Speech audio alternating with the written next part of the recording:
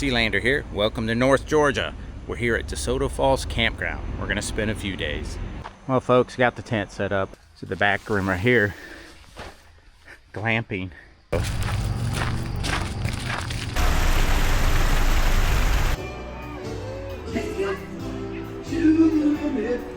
And there's Sasquatch with a Georgia hat. We're crossing over the Chattahoochee River right here. Well, there you go, folks. Isn't that beautiful? So that certainly looks like a cool little swimming hole right there. This is Mountain Crossing, Neels Gap. Look in here. And all of our backpacks. That's hiking shoes all up in it. Wood's slippery. There we go. I can get the whole falls now. We're here, North Georgia at Brasstown Bald.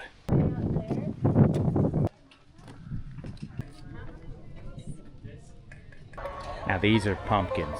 American homegrown pumpkin. Jarradale Blues edible. Porcelain dolls right here. How about this one right here? Look at this. These are goosebumps. What the heck? Here's one right here. Try it. Golden delicious apple right here. We're starting to pack out the site to put it back the way it was.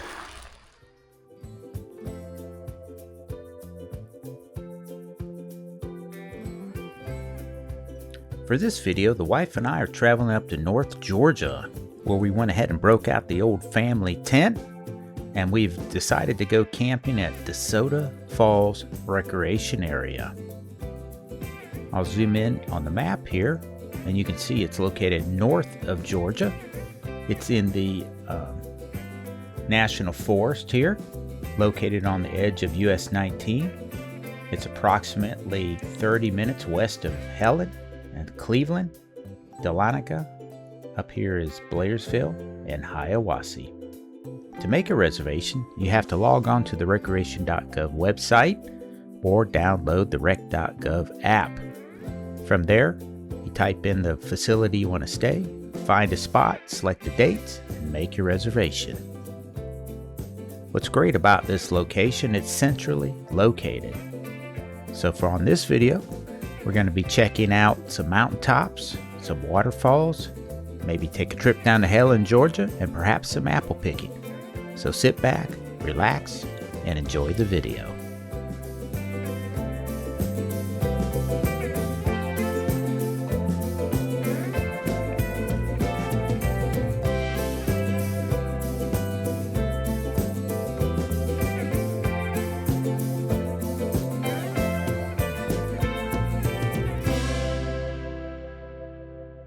Well, folks, got the tent set up. If you've seen my videos before, this is a huge tent. In fact, I had to set it up on the pedestal here, and it has a drop off, so I couldn't stretch out the front porch, but it's a 2-room. I don't know how many people go in that thing, but man, what a pain to set up. So this is our campsite, Desoto Falls. Unfortunately, right alongside of Georgia 19. So this is site 7. It's a very good fire ring. We got Cappy right there. And nice fire ring, a lantern, and look over here. We're even creek side, so we got some running water, but I wouldn't drink that water if I was you. I have filters, but I'm not gonna drink that. I brought 5 gallons of drinking water. So pretty cool, pretty cool. Well, there you go. Desoto Falls Recreational Area. I made my reservations with rec.gov, site number 7. And during the on-peak season, there is a running water in the bathroom and warm showers. So I think I don't want to show my face because I'm sweating really bad. And you guys don't want to see a sweaty bald man. So we're going to go ahead and get things wrapped up a little bit better here and go get us some food.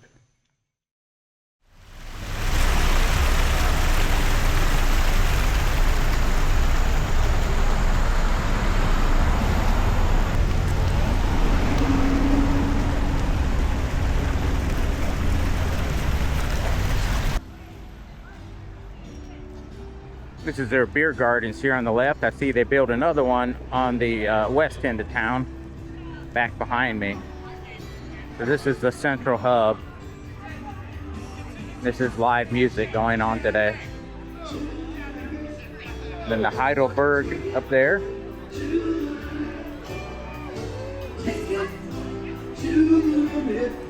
One more time. Take it to take it to take it to one more time.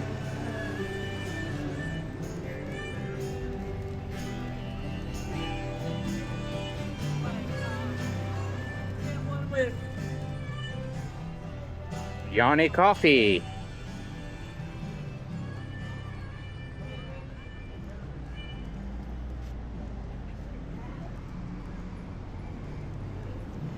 There's all your candies and shops for gifts.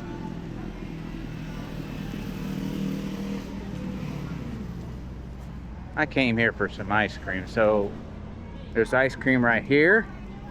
There's ice cream down there. And there's ice cream back over in that area.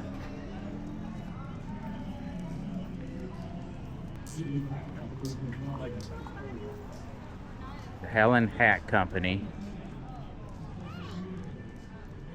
And there's Sasquatch with a Georgia hat.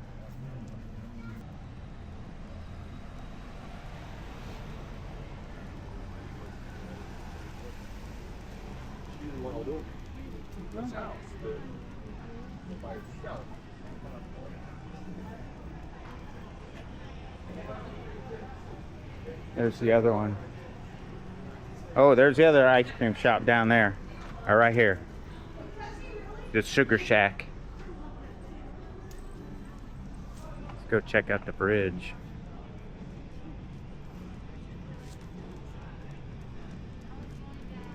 Right now, this restaurant changes hands quite a bit, but now it's the Alpine Brew Deck. And I like this place right here, the Troll Tavern. I used to eat there a lot until they said I couldn't bring my dog anymore, so I got Cappy with me. If I can't serve myself and Cappy on a table, then we have to go somewhere else. We're crossing over the Chattahoochee River right here. So during the day, you're going to see thousands upon thousands of tubes going down this river. If you take a look at that, pretty nice. I also enjoy the International Cafe. It's called Cafe International.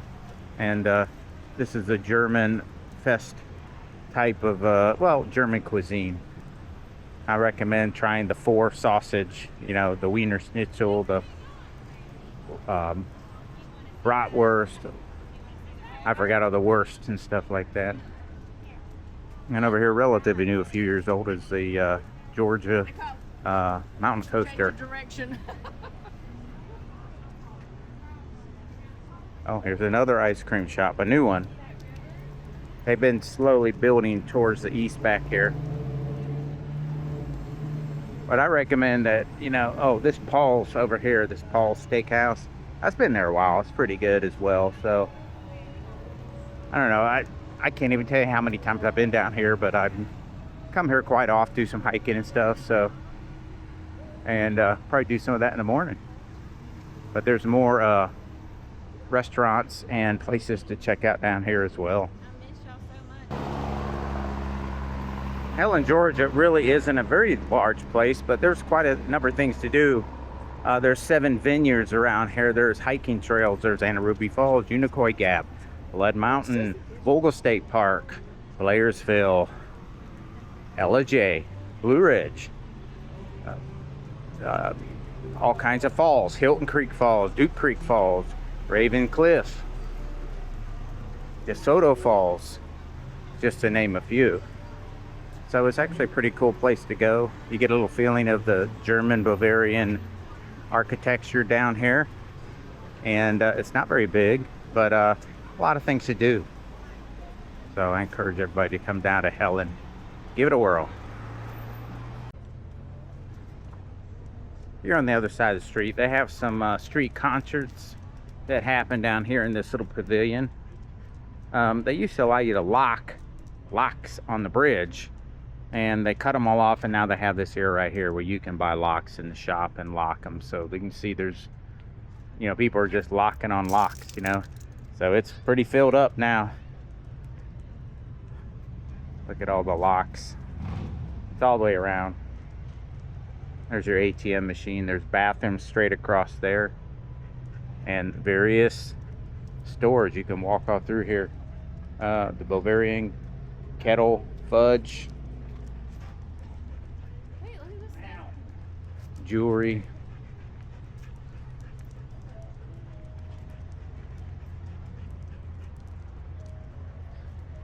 Homemade ice cream right here. Sweet tarts, homemade ice cream. So let's go check it out.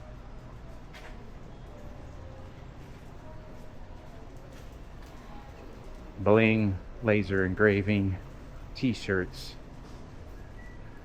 knickknacks, toys, oh, wooden toys. That's pretty cool. Old school.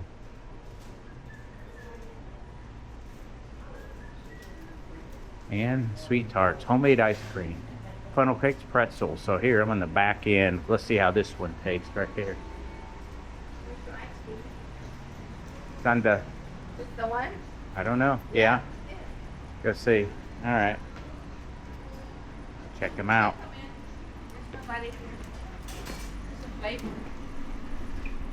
Oh, yeah. We got the going on here. How are y'all doing Sweet today? treats. Great. That's good. The coffee flavor ice cream. Wow, wide selection of everything up there. Homemade ice cream. Vanilla, chocolate, strawberry, coconut, mango, peach, birthday cake, chocolate chip, cookie dough, banana pudding, lemon cake, peanut butter swirl, apple pie, peach cobbler, cookies and cream, German chocolate, red velvet, Reese pizza, cotton candy, and more. Just a barrage of flavors. Let's go ahead and get us Okay, what flavor did you get? Tiramisu. Tiramisu. How's it taste? How's it taste? Coffee. Tastes like coffee. Well, if you don't know that, it's waiting for you to test it. Okay, good. Well, I switched up and did banana pudding. So she's making it for me right now. Well, I have to try tiramisu.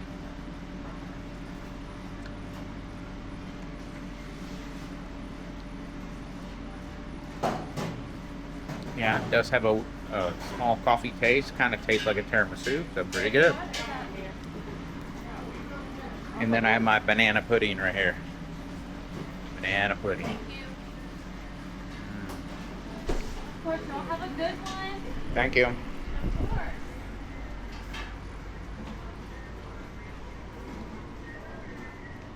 I'll show you back here. Standing here like not saying nothing. You can breathe. Well, I can feel the rain. But coming around the back here, that's this cool little antique place. Let me show you. Antique shop down there, hand engravings. It's got this massive bear. Check it out. But you can walk along the back here and sneak through. Let's go to the old Bavarian Inn restaurant. Sneak through.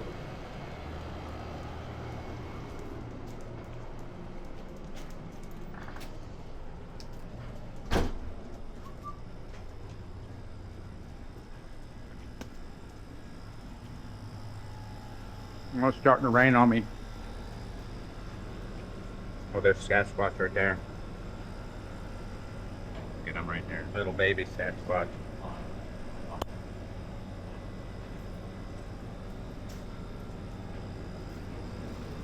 Cool. The restaurant.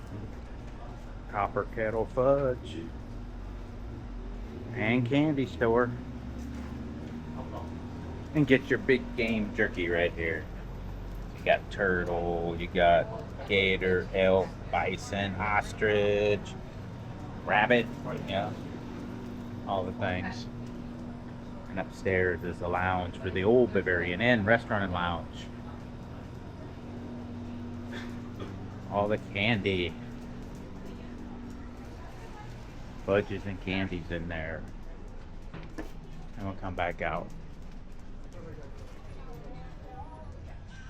Come back out in the center part of the town here.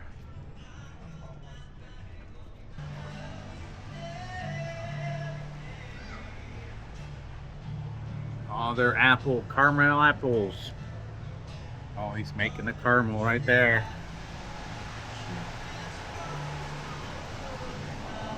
Look at all those treats. Candy apple red right there.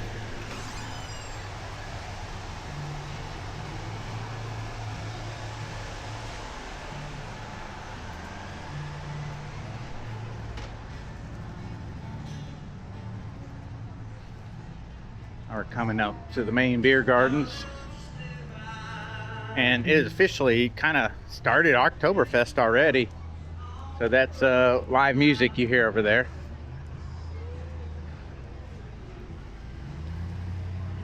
But there's the Heidelbrau, the Heidi House right there, and Heidelbrau. And all the way up at the top, I think you can stay in that room all the way up the top. The second's a restaurant that you can eat in as well. Pretty cool. There's another milk tea, boba bubble tea.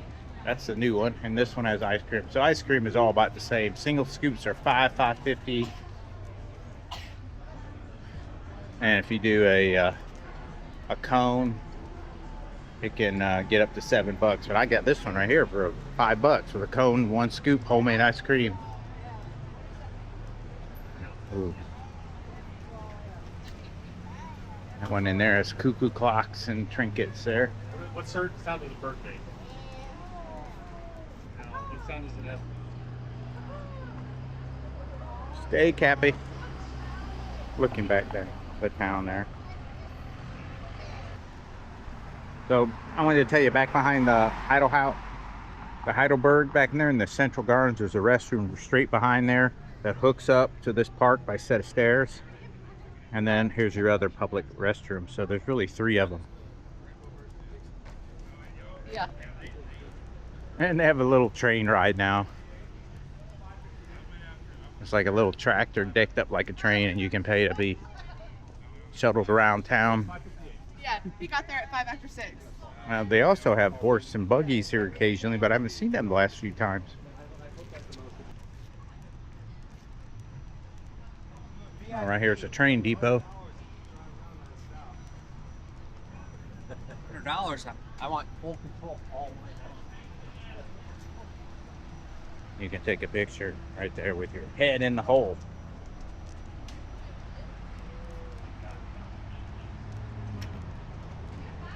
There's another ATM that's closed.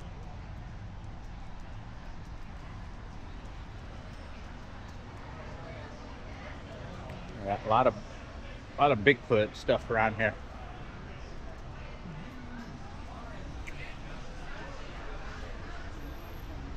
This is the Two Tire Tavern right here. It's got a lot of antiques in it. Kind of cool.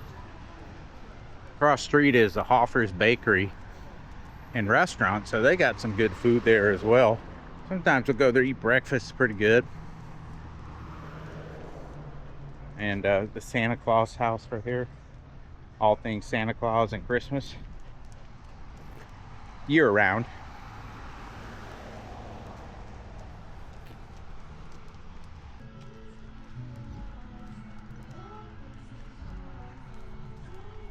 The Heidi Motel is up on the right. Alpine Cafe and Pizza Garden right here. So these folks got live music, a lot of live music today.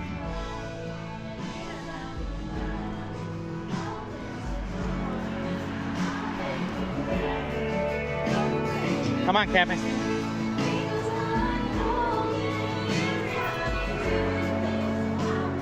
Get it good.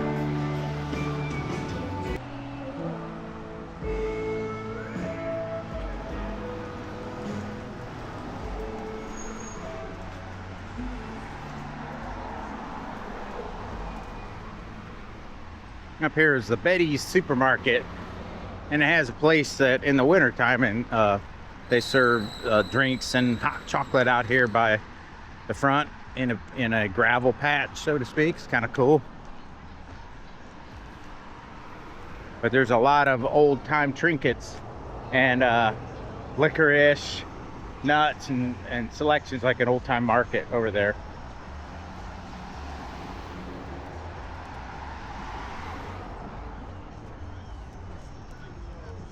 Now this is pretty much it, but there is some new developments down here on the other side of the Presbyterian Church. Here's the old market, Betty's.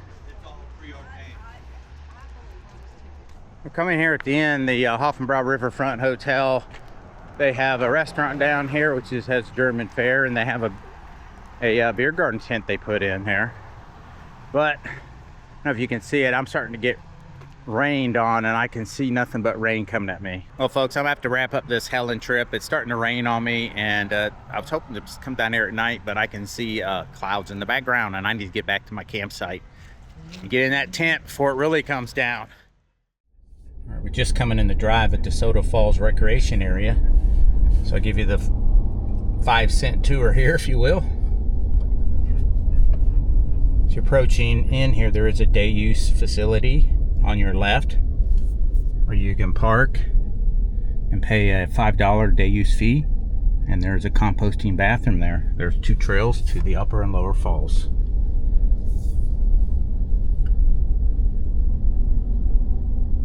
This area is broken out into 2 camping loops. You have the lower loop on your left and the upper loop on your right.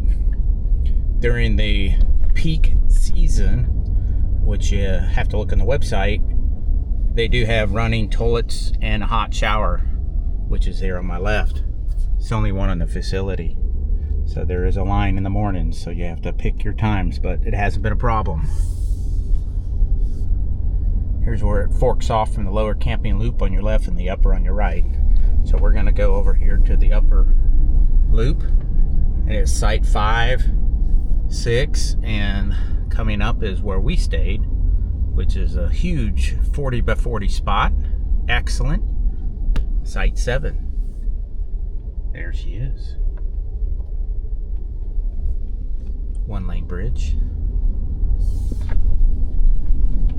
There's site 8, and it becomes one way, and you would never get an RV. This is too tight for an RV. The road is actually sloughing off the edge of the pavement there. Site 9 on the right. And each one of these are kind of set back and kind of secluded, but you are on alongside of the Georgia 19 highway, so there's a lot of motorcycles.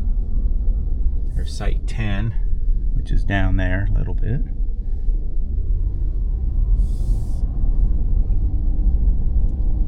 This is the best way to do it in the truck like this. That way we're not wasting each other's time. Come around the bend, there's another nice spot right there, kind of flat. This is site 13 and 12.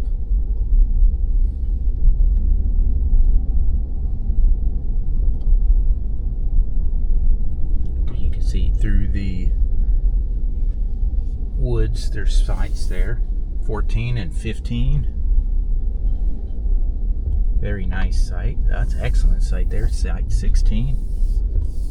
Here's one right here, 17. Now they do have pads that they've built that are between 12 by 12 or 14 by 14, and our tent's bigger than that, so it becomes a little bit harder to fit your tent on there. There's 18 and 19, and here's a composting bathroom. It does not have running water in it. Site 21 on the right. So another area. Here's one. 22 and 23, more secluded. They have an 18-foot RV on that one. That's a nice big spot, excellent spot there. 23. Coming back out, traffic gets a little tight through here. We're back up here to our site again, site 7. Beautiful site right there, guys, site 7.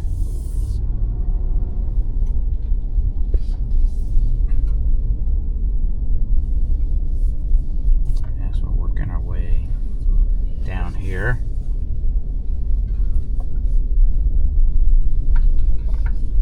On the lower loop where the bathrooms are at, with the running water only during the peak season. Here's site number 1. I've stayed on site number 1, and there's the bathroom. And right here on the right is actually the beginning of the hiking trail for the lower and upper falls. So it begins right there. So right across from that trailhead, right here is the camp host. Has a pavilion right there. So if you have questions or any issues, you need to bring it up to them. Right there's like a 20-21 footer apex. Were able to fit in there. So you can get, that's about the biggest I try to go in. And off to the right, here's the where the dumpster is, but that trailhead there goes to the parking lot. And there are some sites. Right here is another site, site 3 and site 4. So that's pretty much the tour of the Desoto Falls Recreational Area. We're about 20 minutes from Helen, Georgia. We're about, I don't know, 10 minutes up to the trailhead, the Byron Reece trailhead for Blood Mountain. And I think today we're going to head to Ellijay and see if we can go pick some apples. So let's continue on. Well, Mama just made us some food here. Broke up the Coleman stove. And here's our breakfast, which is garlic rice, eggs, and bacon. I even broke out the old Kaping Barako coffee and my Mini-Mo stove here with a French press. So there we go. Breakfast of champions, at least in the National Forest here at Desoto Falls. Well, we just finished up our breakfast, and we're going to get our teeth brushed and cleaned up, and then we're going to go hike the trails local to the campground right here. There is a loop and a couple of waterfalls, as I do recall. I just realized that I didn't show you our tent here. So let me take a few moments to show you how we got it set up. So inside here, this is supposed to be our front porch, but there's a big step down. So we use this for our changing room, and set our cooler and stuff in there, and then there's a back room. So the back room right here, glamping. This is actually a 7-person tent. So we have our bags, Cappy's bed, queen size bed, our end tables. I have a Marine Deep Cycle 100 amp hour battery that we have plugged in here for charging our various items. Lights. I have a lamp, rechargeable, Bluetooth speaker. And that's it. Very comfortable, but I'll call this glamping compared to our previous exploits in the Appalachian Trail with a small 2- and 3-man tent. But I think we're going to go ahead and head out to the trail here local.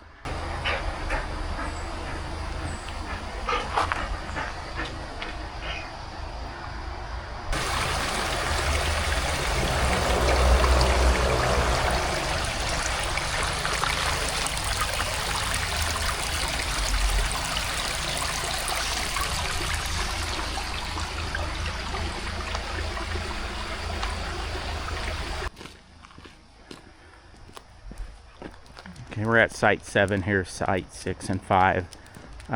There's a lot of sites here on the Desoto Falls camping area, but like any place, some are better than others, so it's hard to really tell which ones are good and which ones are bad. But if you reserve on rec.gov, you can look and see things like the actual dimensions of the campsite, and they have a picture. And there's enough information for you to derive which would be a decent spot for you. There are some people that pull in RVs in here, and I have a 32-footer, and I'd be stretching it to keep them being scratched along the side, because a lot of these national forests, they don't trim the trees off the side there, and you present yourself with a situation that scratches the side of your RV. But there are, if you're less than I would say 24 foot, 25 foot or less, you can maneuver pretty well. You can get in here on some of these first lower loop spots with a slightly bigger unit, but I'd say that 27 would be probably the max footage of a unit for getting into this lower loop. This right here is a bathroom setup that does have running water during the open seasons. There is also a shower there on those green roofs, and it works pretty good. But it's only a 1-stall bathroom, so you bet your bottoms when it's morning time there's a line to get in there and use that facility. Same with the showers. So we're gonna head on over to the trail, which when you first come in on the right, well, sorry, when you first come in, it'll be on your left. My right is the trailhead. Right here's where you come in to Desoto Falls, and here's the parking area for the trailhead. There is a fee, so if you're not camping here, there is a fee, and it says it's out of order. But there's a $5 day use fee, and then they have composting toilets there, which there was a folks in there last night that pressure washed it and cleaned it all out, so it's pretty good. So right now it's telling you to scan this icon to be able to pay through rec.gov, same place where we reserved our spots. And we're in the Chattahoochee Oconee National Forest, and there's a barrage of different areas. We're right here in the center at Helton Creek Falls, Duke Creek Falls, Anaruby Falls, Brasstown Bald, top of Mount Awesome, Byron, Reece AT parking up here. This is a trip to go up to Blood Mountain. Water Creek fishing, Woody Gap.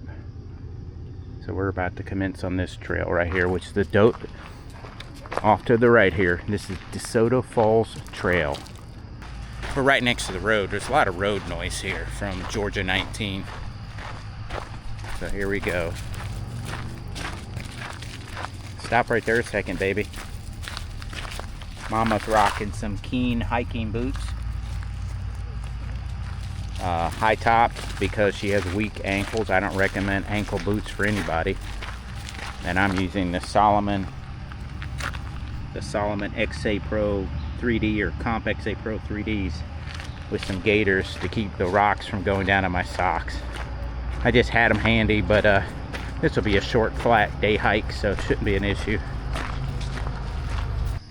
The trail brings you out into the lower loop, and we're going to follow our way down, and it's going to continue up that way. Should be running across some creeks.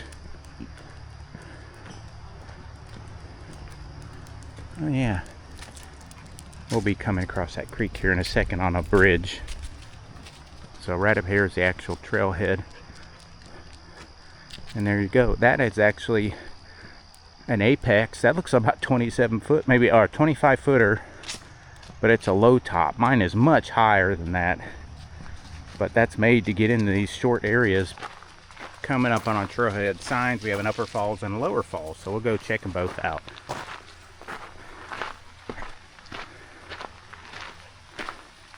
Please note, bears are active in this area. Do not approach them. Failure to properly store food and trash is a violation.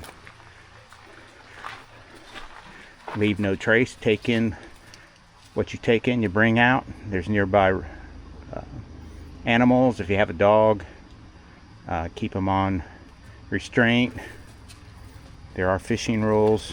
Emergency access for the U.S. Forestry, Blue Ridge Ranger, Supervisor, and Lumpkin County Sheriff's Office. Okay, well, I guess this is the official start of the trail, so let's go ahead and rock on.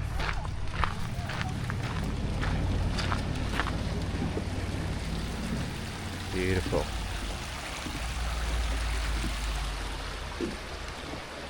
Do not climb on the waterfalls. Have a poochie pooch. So we'll go to the upper falls first. Come on.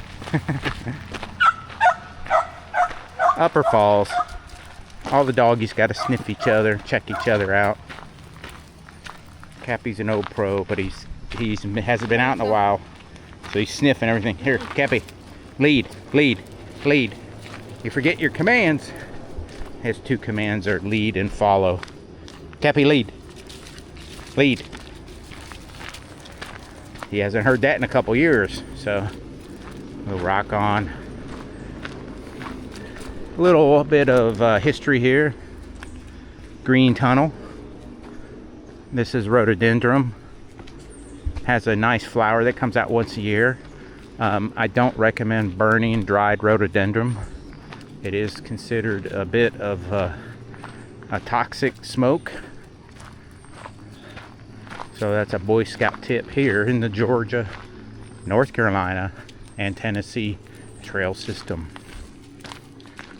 You can always find plenty of fallen trees and stuff like that to burn, and just make sure that if you are setting a fire that you build your fire ring, make sure it's completely out, and abide by any local fire restrictions based on the time of year, because they do have wildfires in these areas.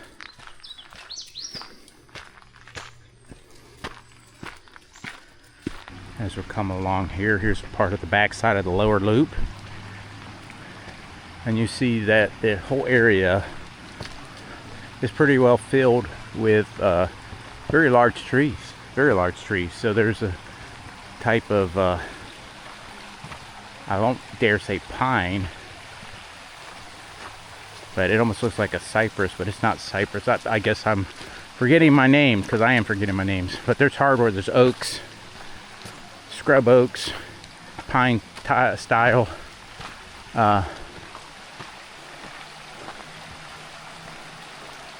Yeah. And there's a nice creek going down the backside of the camping areas.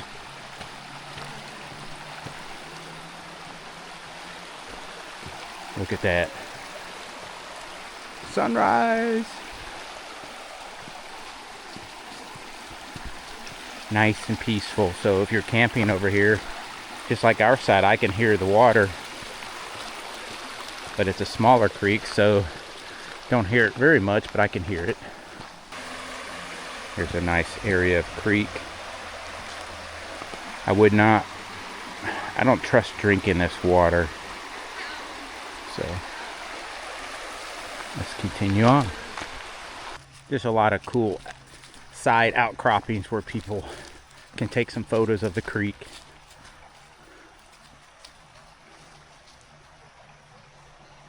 Nice.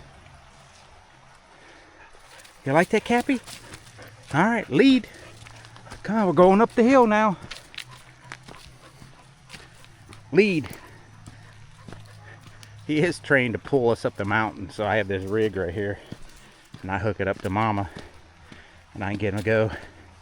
But he's getting older, and I haven't had to hike him like that. Let's see if he remembers. It's been 3 years or 4 years since he's done this. All right, Cappy. Ha, yeah, go. Come on. Pull. Come on, pull. He's pulling as hard as he used to. You gotta practice, Cappy. That's all right. You're a good boy. You earned a break. It is kind of rocky and rooty. You like that? So I would recommend that you use a type of a hiking shoe or trail runners for the added traction. As I do recall, this is a pretty short hike to the falls, so we're not employing any trekking poles. But when I do hike anything more than a mile or so, I'll get the trekking poles out, especially if it's got some climb, so Mama don't fall. Me as well. It takes a lot of load off of your legs when you have that trekking pole to help trek up and gives you support coming down. I also use it to swipe the spider webs in my face. Very peaceful. Feels like 70 degrees. Blue skies. There's things falling right here, and lo and behold, look what's falling. Acorns. They're small ones. That's cool. Acorns. I could feel them falling down. Or I could hear them right beside my walking effort.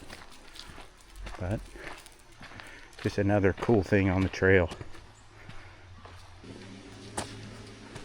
Have a nice bridge.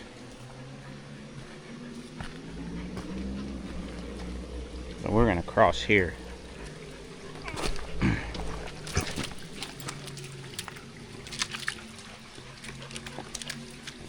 Want you a drink? Cappy could drink this water. Looks a little clear. We're close to the falls. But just for fun. He likes walking in the water a lot, but didn't seem too excited this time. We took the alternate route. You tired? Okay. And here's another example of the roots and rocks. Root, Rocky and Rudy. Okay, this is kind of odd, slippery. It must be for a project. But we're here at the falls now. I can see them. I can hear them.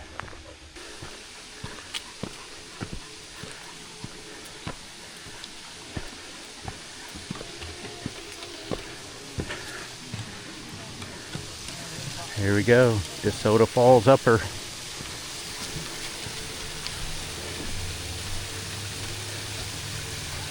Looks like we got 3 tiers. Way up there, that's probably 100 foot tall. Looks to me it drops about 25, then 15, then to 10, and it trickles down here. So from my elevation, I don't know, for my elevation, maybe it's not 100, maybe 80 foot tall. But there you go, folks. Desoto Falls upper. Now we're heading back, so I don't know, half a mile maybe from that trailhead. So a very easy hike, nice waterfalls. A very nice attraction to have while you're camping here at Desoto Falls Recreation Area. So we're gonna head back down this half mile and go to the lower falls. Just coming back, I did want to point out that there are 3 to 4 benches to sit on here. All right, Cappy, let's test you. Cappy, we already know you know how to lead. Okay, Cappy, stop. Follow. Follow. Now he'll stay behind me and walk behind me. Cappy, lead. Here he comes back. Cappy, follow. So now he's walking behind me. Cappy, lead. There he comes again. Good boy. Good boy. We fed Cappy pulled pork yesterday and this morning. And he's got some, I'm not going to say the magic B word, B-A-C-O-N, coming today for dinner. Well, we're almost back to the start of the upper falls trail. And we'll be continuing on to the lower falls trail. All right, we're back to the start. Now here it's saying it's 3/4 of a mile, but I don't know if it's that far. It feels shorter than that. I mean, I'll give them 0.6, but it didn't feel like 3/4 of a mile. It took me less than 15 minutes to come back here. Well, anyways, on to the lower falls. It says it's only 1/4 mile away, so that should be really, really short. Just like the upper falls, the lower falls has you hiking along the creek here. And right there's when you first come into the park, and this is the lower camping loop to give you an idea. So we'll see how this falls compares to the upper falls. I got a feeling it's a little smaller. Let's find out. Here's one of those benches that they have all along the trail, so you can stop and take a break. Lo and behold, we do have switchbacks. We do have switchbacks. So even though it's only 1/4 mile, so they say, there are some switchbacks, a little bit steep. You have your rocks and your roots. So still, wear hiking boots. And if you don't have strong ankles, get you some high tops and extra support. Get you a trekking pole or one or two to give you a little bit more control. Here we're coming up on the lower falls, which is up there and cascading down along my left side.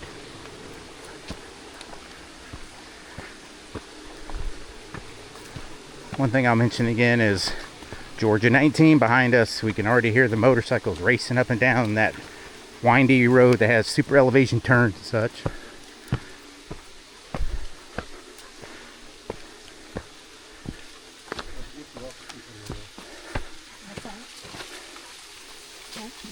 Hey folks. Here it is, Desoto Creek, Lower Falls. Not as nice as the other one, but it is a falls nonetheless. Well, it started out nice and cool this morning, but now it's getting quite warm. So we're going to work our way down and continue on our next excursion today, which I'm not sure what it'll be. So stay tuned and we'll see where we go next. Check it out, guys. I came across here and look at all these big old acorns here. We got the tops off of them. Now look at all them acorns.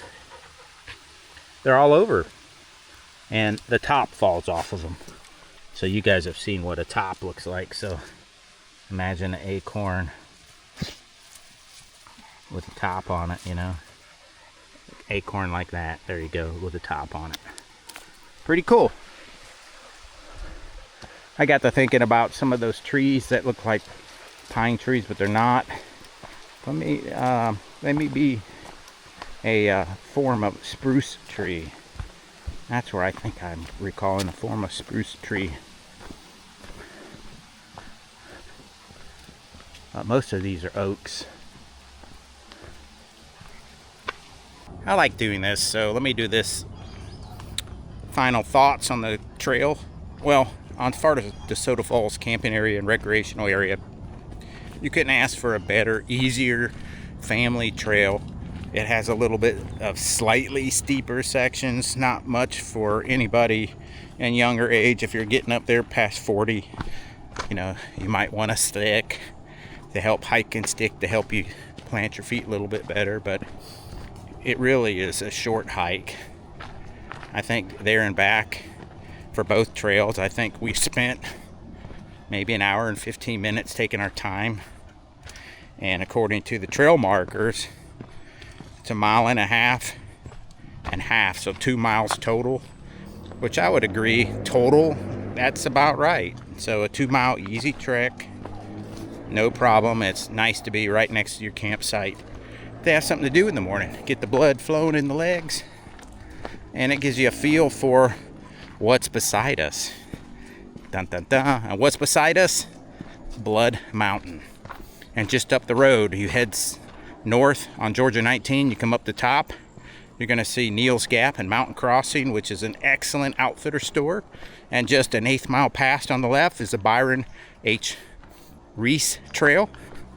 Byron Reece Trail. And you can park your car there and hike up to the Blood Mountain. It's a little over 2 mile hike up, and it is a moderate to difficult hike, but it'll take you up on Blood Mountain, which is 4,400 feet.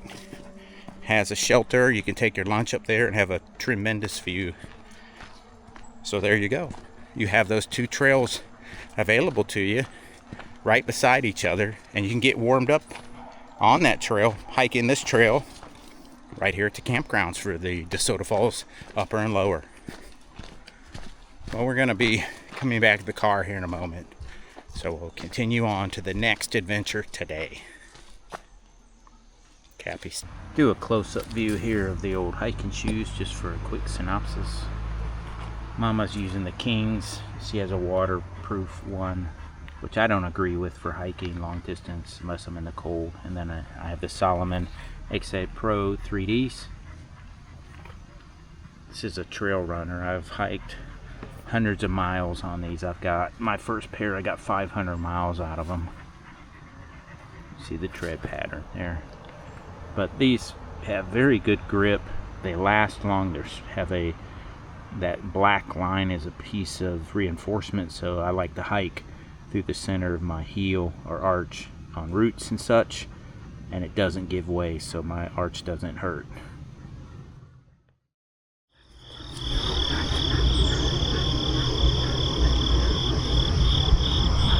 Sealander here at Helton Creek Falls. We're gonna go check out this trail and this beautiful waterfalls. Let's go.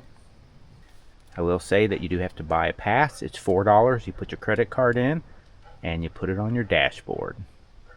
Now, I'm not sure how to use my access pass, which I'm supposed to have free access, but I don't know how to use it in this circumstances. So anyways, let's go. There you go, general information, $4. Have you seen the American red squirrel? I think we did. Looked like a gray squirrel to me. Coming into the trail, I knew this is about a mile. So the observation deck and the falls is 1.1 miles downhill. You can see it starts out as a paved trail. I'm pretty positive it's going to switch to dirt here shortly.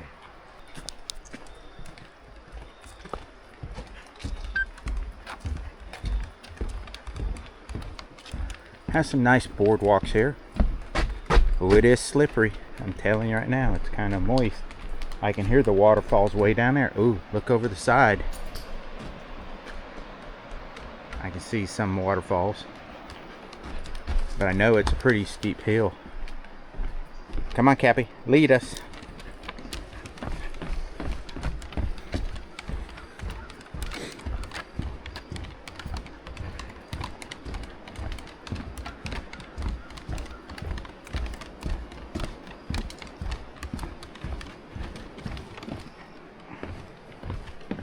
Down, down, down. I know we're going down. Well, it's nice to have a boardwalk. We have a little bit of city hike. They're gonna tame you down a little bit. You got an asphalt trail, and then you have a nice, pretty, well-maintained boardwalk. And I'm sure we're gonna hit dirt, which I can see ahead. Right there's the entrance where we came in.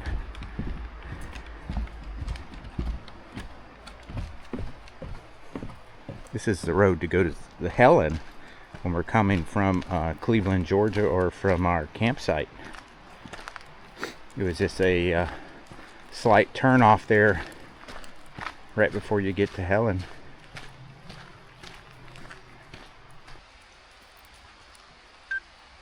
Alrighty. Coming down here, you do have some rooty areas, and some of these can be pretty slippery. Right now it's kind of moist, but we did have rain yesterday, so maybe I still experience some of the rain. But this is kind of hard compacted stone and clay, but my Solomon XA Pro 3Ds are doing pretty good. Come on, Cappy, everything is not for eating. Load up, let's go.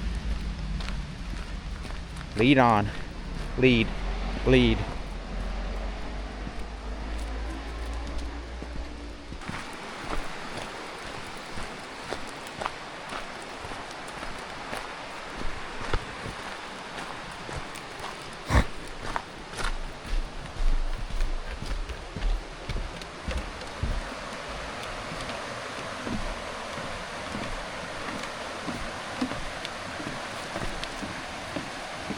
Water coming down the side from here,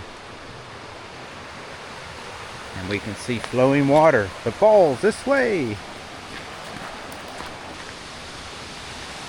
down there.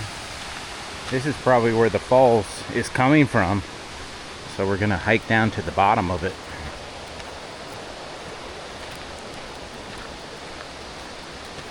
Nice wide trail, probably at least 10, 11 feet wide at places. At least 8 foot. It's a very easy hike. Here's the upper river feed or creek feed that goes down to Duke Creek Falls, and it has a little waterfall. You see it as you're hiking down on this. This will be the second switchback. I'll try to zoom in for you.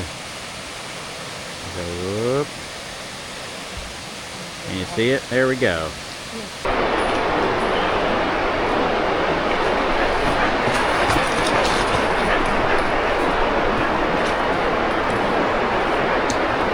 I would like to take this moment to give a brief plug for hiking. Hiking is a great way to keep in shape as you get older. We're knocking on 60 here for the wife and I haven't been hiking as much as I used to, and I've noticed a huge degradation in my muscles' ability to cope with exercise and cope with hiking itself. But it's a great way to keep in shape, and you can do that into your upper ages. There are trail groups around here in Georgia in their 70s and 80s, and I've personally seen people past the age of 70 hiking Appalachian Trail. So if you're out about in Helen or in Dahlonega, Cleveland, Ellijay, come on out and try some of the trails in northwest Georgia. And if you're up to it, try to hike for Blood Mountain. You won't regret it.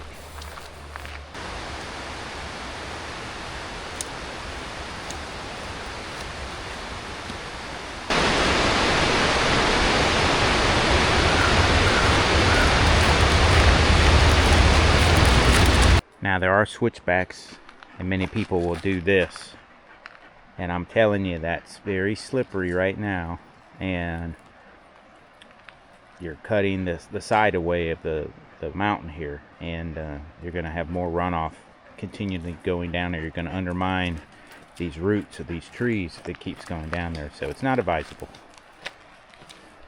To save, what, 30 seconds to a minute? So let's go. See the switchbacks right there. So I'm not going to go down there. Oh, 30 seconds saved. Literally 30 seconds. It's the speed that I'm walking.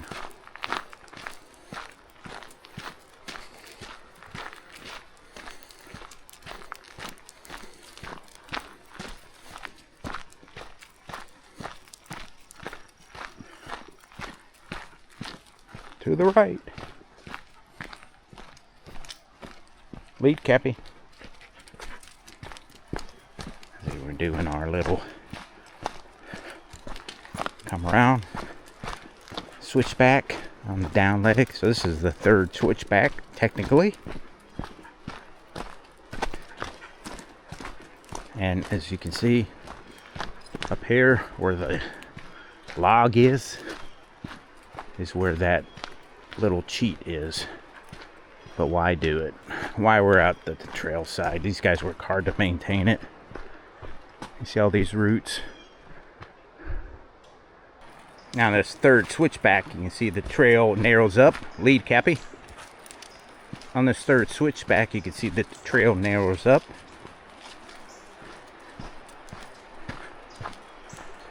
There are still roots and rocks, so you have to be careful. I would not walk this when it's wet without some sort of grippy hiking shoe, trail runner, or boot. So you have stability here. But if I slip down there, that's a pretty sharp fall down there. What? I see something down there. Can you see it? What is it? It's a big, huge, gray colored squirrel. I have to zoom in, but that was pretty cool. Let's getting back to the trail now. You see cool animal life here when you're hiking in Georgia. Even my last video from Blood Mountain, found some cool rattlesnakes there.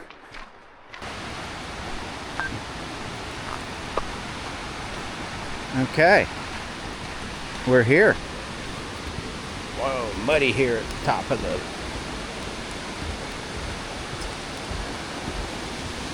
Oh, cool.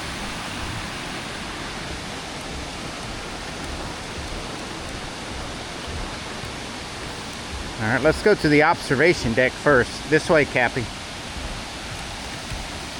Check that out.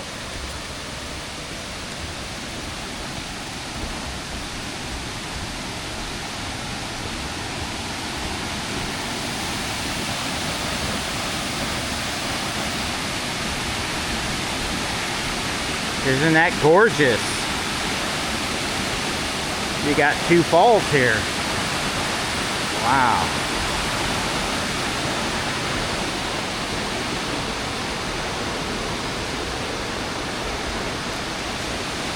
Look at that.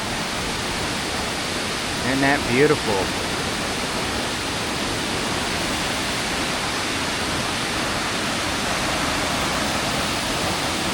And there's another deck down there we'll go in a second. And coming up,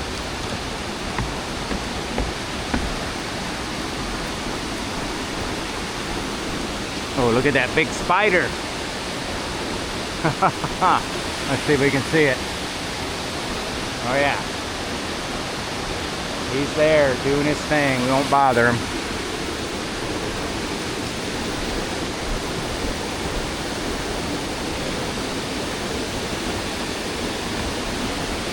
Coming up here.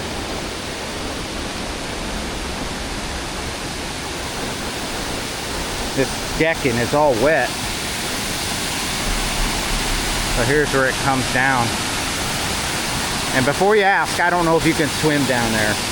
I imagine they don't want people doing that. But that certainly looks like a cool little swimming hole right there. Pretty cool.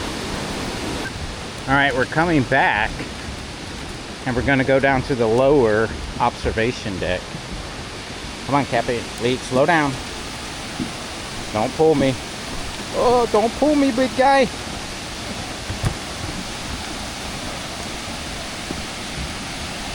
Oh, look at that. We have a little small fall.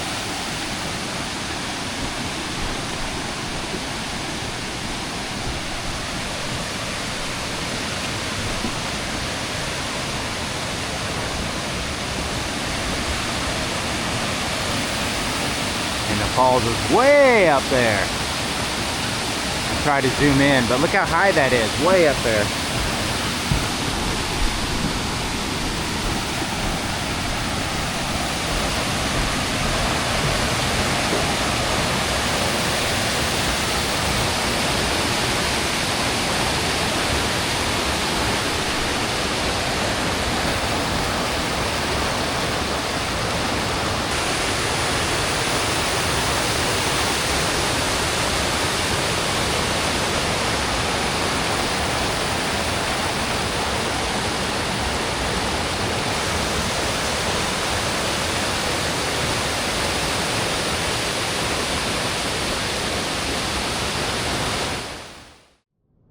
Just a day in the mountains. Just driving on through. This is driving up US 19 or slash US 129. And it's solid curves all the way through here. There actually has a lot of lean in the road or super elevation in the pavement, which is a cross slope, you can see. So it's full of motorcyclists, crotch rocket guys trying to do their best to go as fast as they can. Wow, this person's riding up on a bike. That's pretty tough. 2,850 feet elevation and climbing. So it's a very popular run for a lot of people.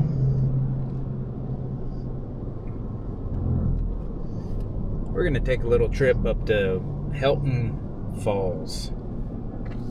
We have to pass the top here on Neels Gap, where the Outfitters Mountain Crossing is. But you can see it's a lot of windy, steep turns through here.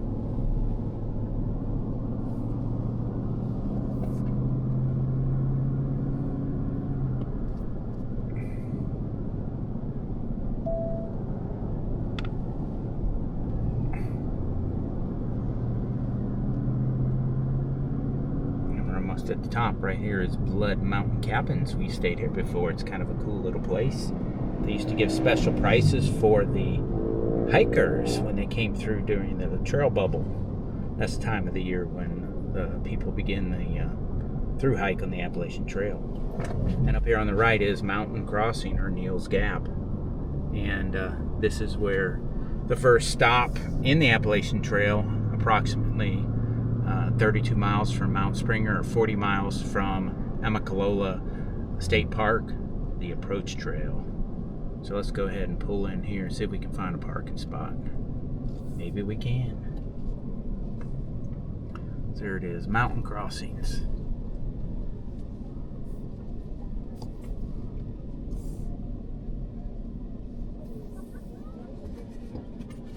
See if I can pull up in here. Yeah, we're gonna park right here. Alright, we're gonna take a walk up there. This is Mountain Crossing. Neels Gap, Appalachian Trail comes down right through here and goes through the center of the building, and it's called Neels Gap. So welcome to Neels Gap, Mountain Crossing. Let's go take a look at the hiking store.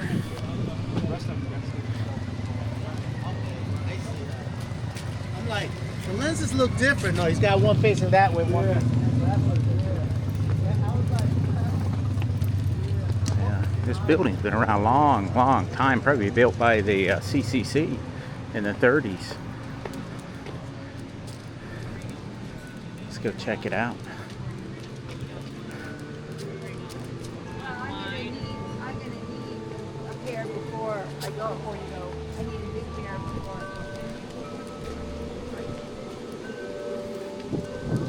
Okay. Let's see what we can see from the mountain.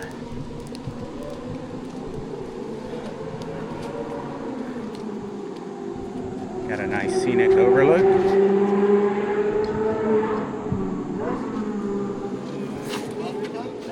Here are all the road racers in the background.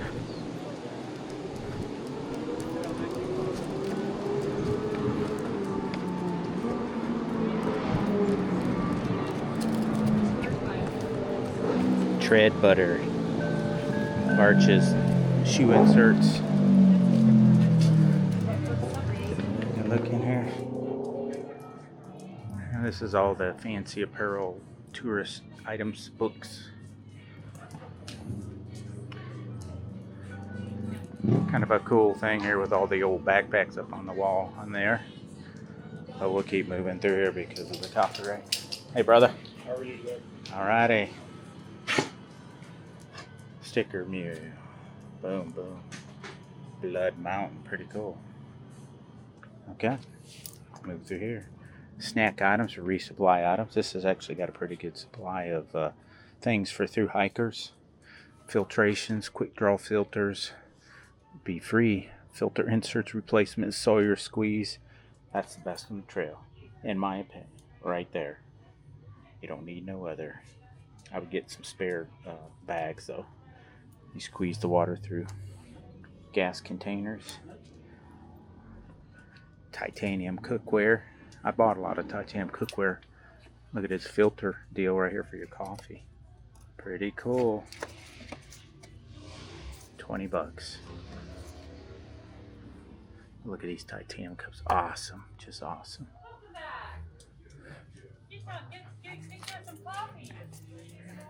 Now all of our backpacks. Here's some ones for the actual trail. I use the Osprey's Atmos layers, the Atmos 65. I have the brain removed off it. $700 sleeping bag, 20 degree, 2 pounds. Wow. Here's another one, 735, 2 pounds, 2 ounces, 10 degree bag, 735. This one right here is a lot lighter, 485. Ooh, 55 degrees, women's 289.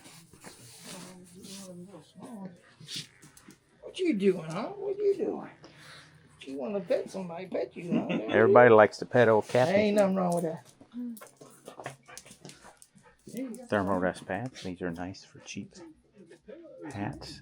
Moonlight Nemo chairs. Cool. Pretty light as well. Trekking poles. The two Ellijay and Black Diamond. Those are the two brands you want to purchase. Here's some tents right here. There's a barrage of tent items, hiking pants, hiking clothes, shirts, and shoes back over here. You got your fits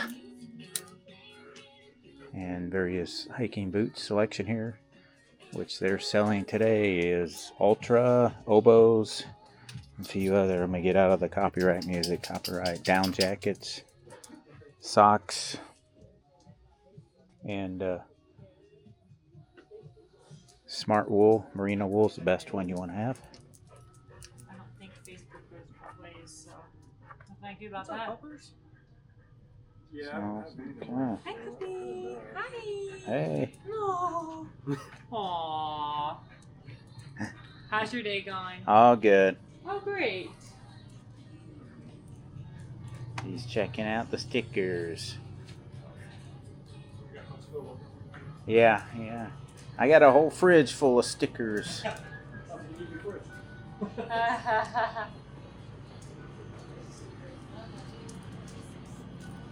Alrighty. Well, there you go. There's mountain crossing, and they have a barrage of knickknacks. Welcome Hikers 2025 with a Sasquatch. Look at that cup. $32. What a cup. Nice. Uh-oh, got another. You may not want to say hi, bud. Alright. Well, there you go, folks. Mountain crossing, but they do have a hostel down here. Hey, do you work here? I do. Is the hostel open anymore? It is, yes. Okay. What's the nightly rate now? 40. 40. Hikers only. Hikers on. Yeah. Alrighty. Thank you, brother. Thank you. Well, there we go. I'll take you over there. But the hostel, let's walk over to see the hostel. $40 a night. Used to be $20 a night. Way a long time ago when I was here. Then they shut down. That's back open. But let's cruise over here. And this is actually the Appalachian Trail. Walking through here, you have a white blaze on the left. And the hostel itself is right down here. It's $40 a night. Some restrooms. And we're walking on the Appalachian Trail right now.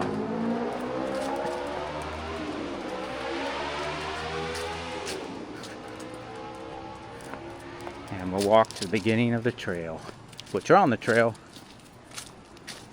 but that way. That way,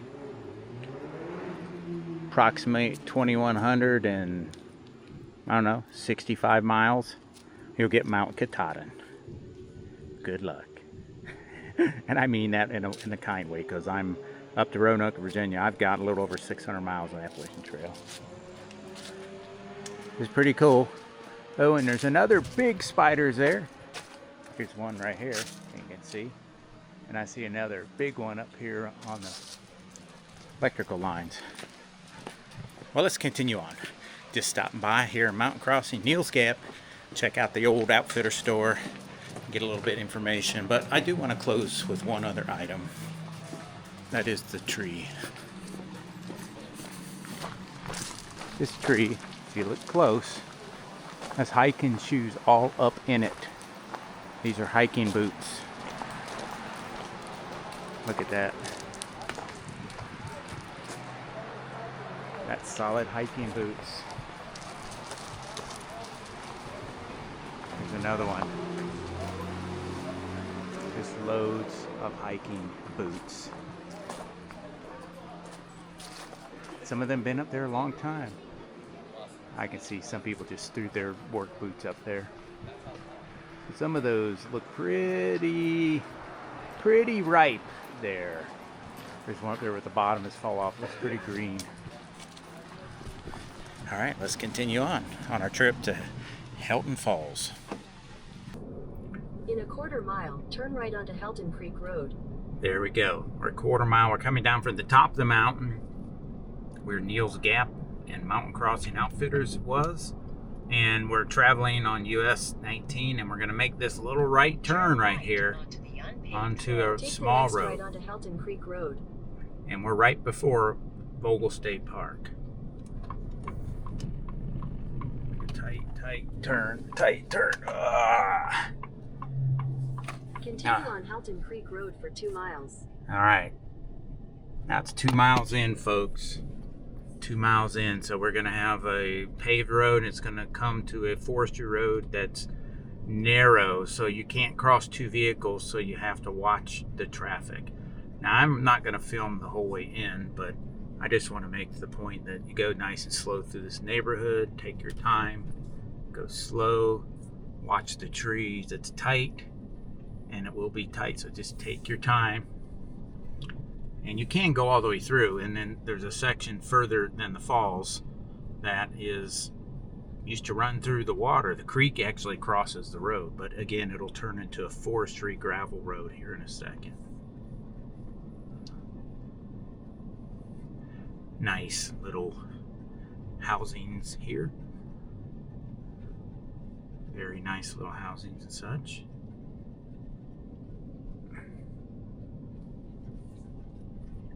We're almost to the end, and it's going to start into the dirt road section, passing Riddick Road, Cross Creek Road. A few more houses down here, and we'll be into the dirt section.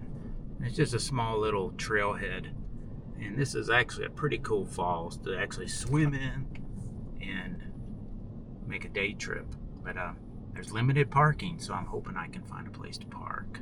All right, well, folks, we are in the gravel road section now, and just have to go slower on the turns because somebody's going to have to back up the pass. You can't get 2 cars through here, so I'm kind of eyeballing, and occasionally there's a widened section where a car can pass, like right in the corner right here. There's a widened section and a pull off right there.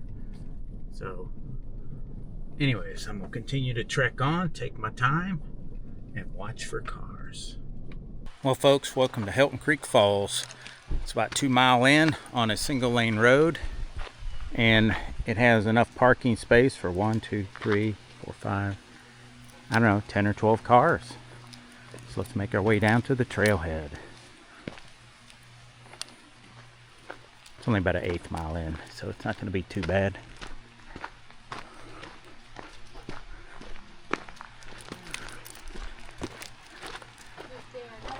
Find the hole. Where's the trail? Right there. Okay. That truck. All right, here we go. I seen the kids coming up. Oh yeah, the black. So work our way in here. I can hear the falls from here.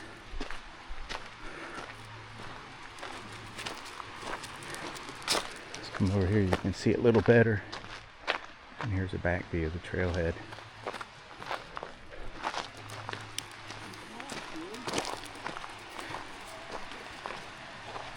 Here it is, Helton Creek Falls. Let's begin our trip down Helton Creek Falls. It's only short. So Cappy, lead on. Lead on, Cappy. Pretty short. I can hear the falls from here. We're gonna just film the whole way down because it's such a short trek. Lead.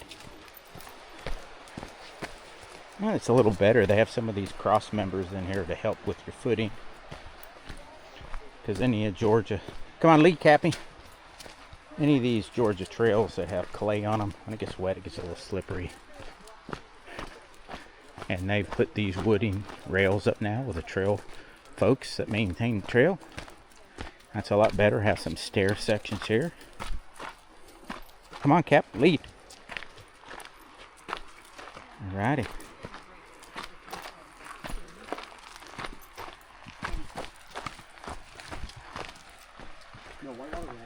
Okay, continue on. Lead, Cappy. Lead, lead, lead, lead, lead. Don't stop, don't stop, don't stop. Lead, lead. Come on, boy. Come on, boy.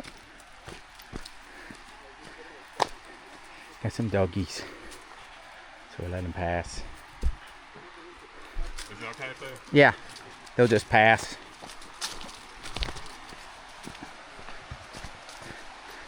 Doggies want to sniff each other, but I just throw them up. Let them go. Come on, Cap. Lead. Come on. Oh, I can see one falls there already. Come on. Come on. New sections. New enhancements on this little trail. Here's this little trail winding down. You can feel that coolness. Alright, Cap. Let's go. A little wet here. A little slippery on these rocks. A little mud. That's going to be there year round most likely. So we're going to check out the lower falls here first. Let's go right here, Cap. Down here. Come on. Lower falls. Lead. Lead, Cappy. Lead. Come on. He's gonna be.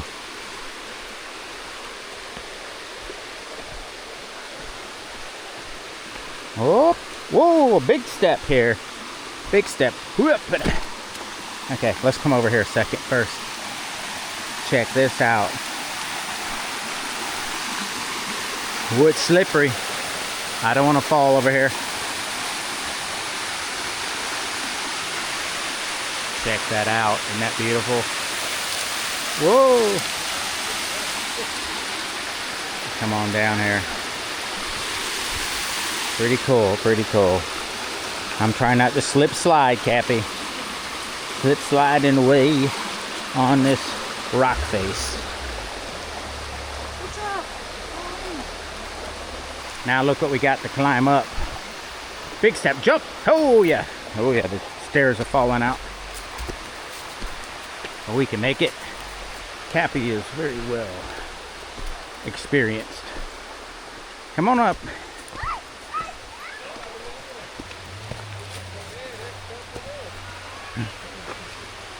Oh, he won't hurt you. Come on. Just walk past. Just walk past.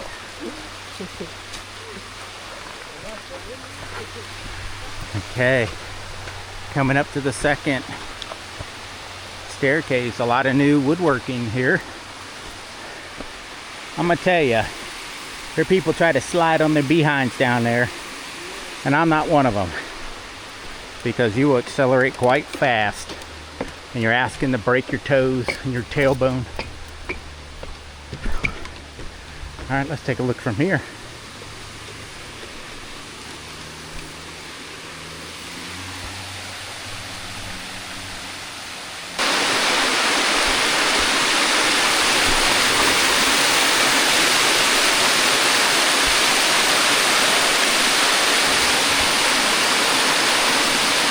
Let's go up to the upper falls. All right, Cappy. This is up to the very tip top now. Lead, lead, lead. Come on. We'll make our way up today to see the final, the best falls I brought you here to see on this trip. One of the best ones.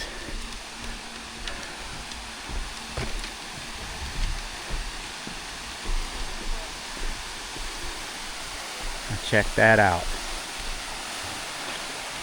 Goes all the way up. We have this nice big observation deck.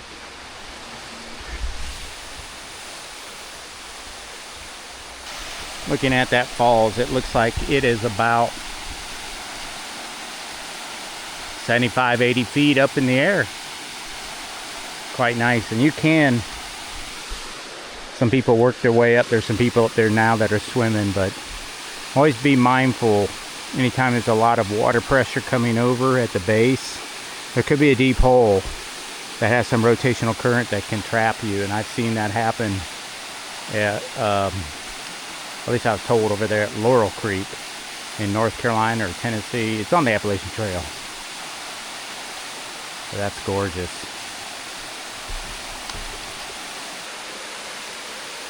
Get a little bit closer to the action here, but you have to walk on there. around the side to get over there, but I'm not going to get my feet wet. So let me see if I can get a little closer. There we go. I can get the whole falls now.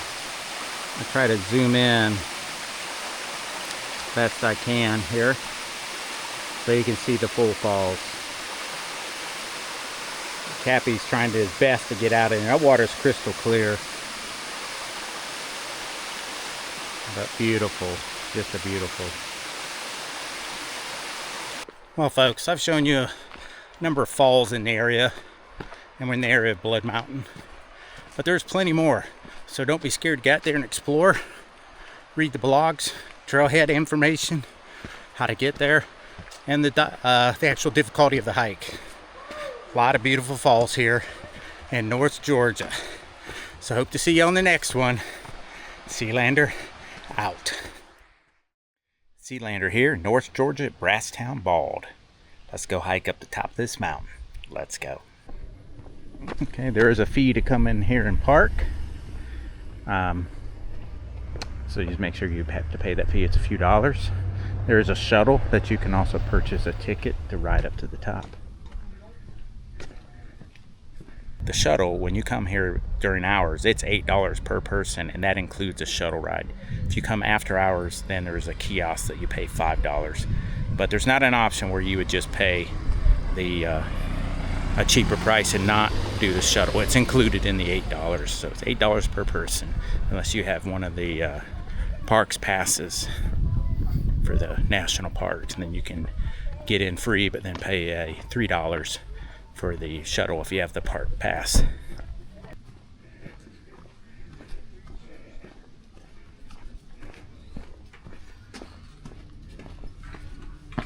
Oh, we have a little store. Let's see what the little store. Okay, when's the baby? This summer. Yep. Just has some t-shirts. Ooh, Jiffy Pop.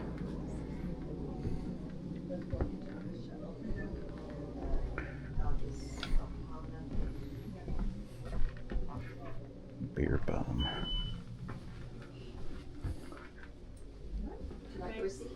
No thanks.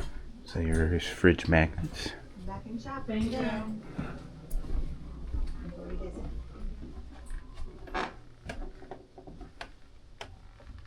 Yeah, a collection of books, maps, hiking, tent camping, best waterfalls in Georgia, waterfalls in Georgia, waterfalls in Georgia, edible wild plants, medicinal plants, edible mushrooms.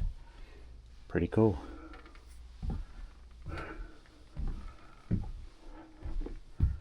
Here's a map. We're right here in the center. And we are camping right here. There's Helen, Georgia. We went down through Dahlonega and came over here to Ellijay for the apples. And there's Blue Ridge. So you have a lot of things to go down here. You also over here you have the Ocoee River that you can do whitewater rafting.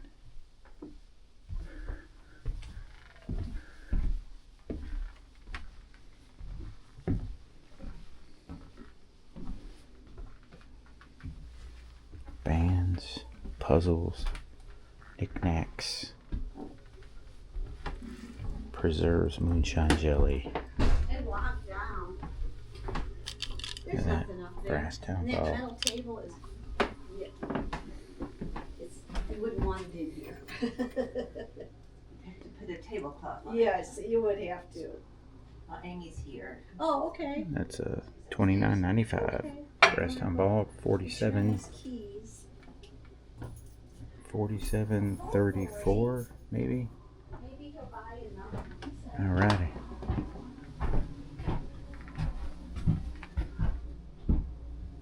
There it is. 47.84. Brasstown Ball.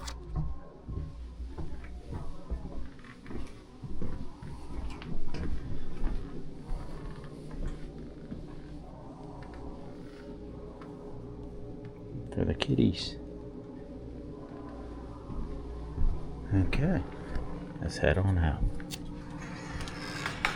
So just as we come out of the gift shop. There is a bathroom facility with some vending machines there. Let's see, I could use some snacks.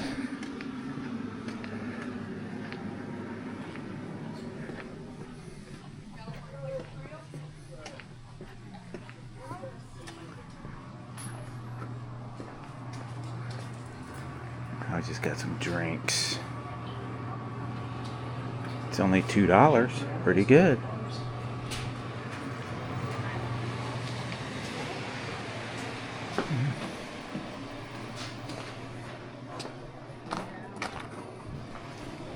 Well, let's go hike up the mountain. And right here at the base of the trail, memorial to Judge T.S. Candler, Georgia Supreme Court. Recognition of his dedicated service to the citizens of Georgia, the nation of his cooperative efforts made possible the construction of this Forest Service Visitor Center, dedicated June 1971. All right, this is going to be a paved trail up 0.6 of a mile. Again, there is a shuttle. Watch for rattlesnakes. No shortcutting. Switchback destroyed the vegetation as such. So I'm going to do a little bit here and there as we get started. I'm going to hike pretty fast. 0.6 of a mile. I think do this in less than 30 minutes. I got a time hack. 9:54.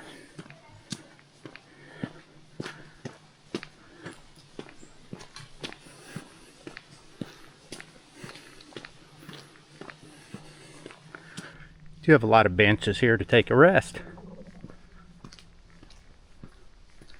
Nice green tunnel.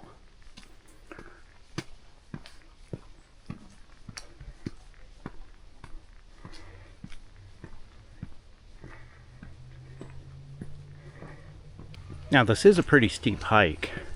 This 0.6 of a mile is all in a 4-foot asphalt paved trail, but it's pretty steep, so take it slow. Still going up. Same in the green tunnel, which is good for the shade, but I'm still huffing and puffing because I'm trying to hike at a pretty good clip here.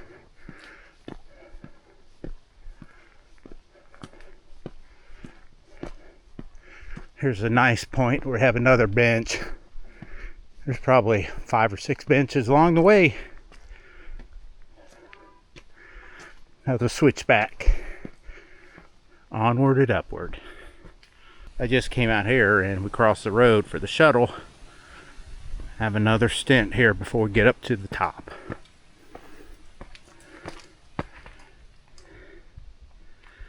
Okay. Another steep section here. Let's go. Hurry up to the top here.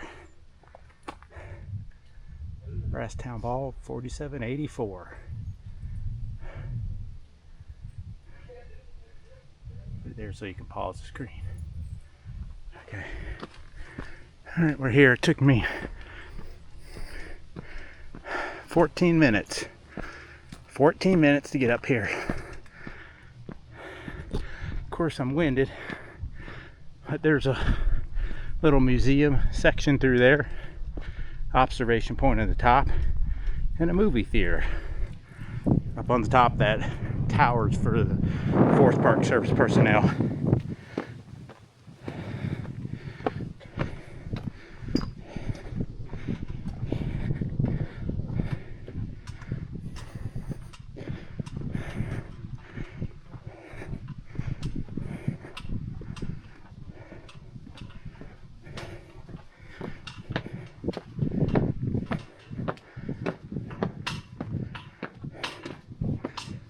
We got some rocking chairs to take a rest.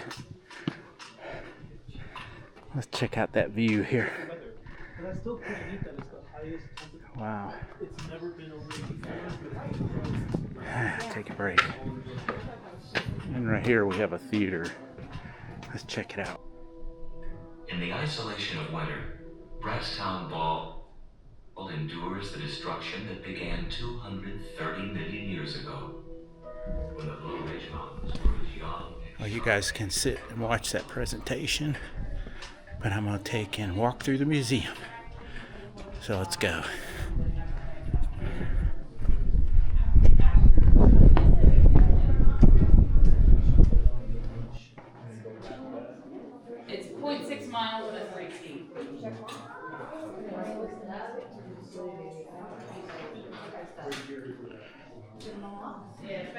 Cross section of the bowl here.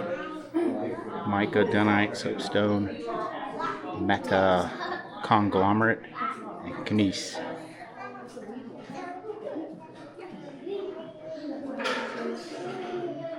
And we were coming up the mountain. I did see a wild turkey, not that big. Some of the local indigenous weaponry Indians used to inhabit on this mountain.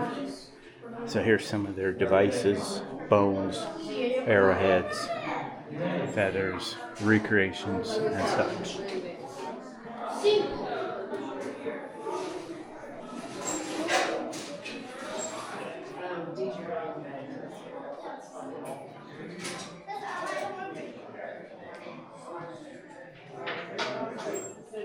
That's funny.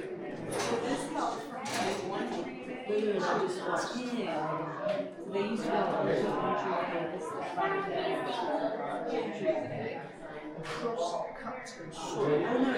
Okay.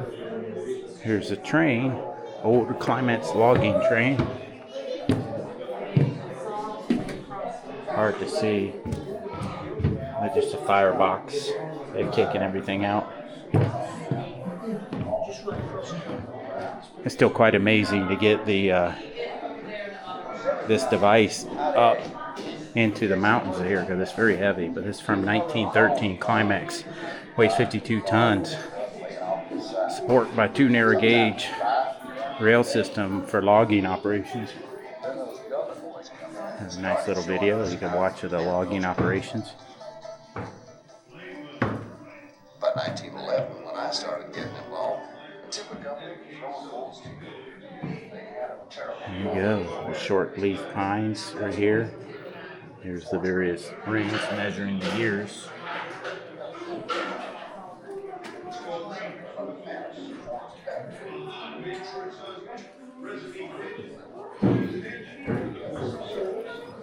Well, I know rangering's changed over the years, but doing my part has been right for me. Arthur Wood.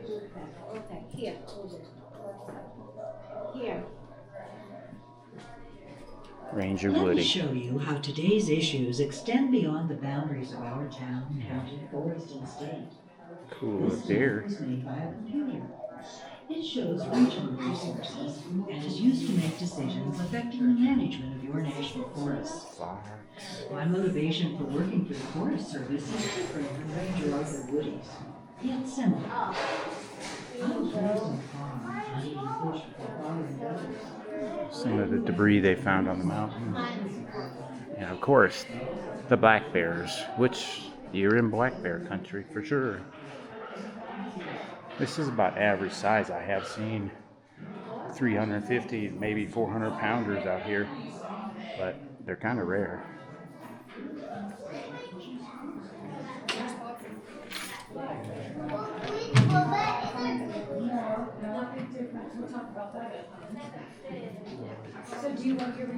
All right.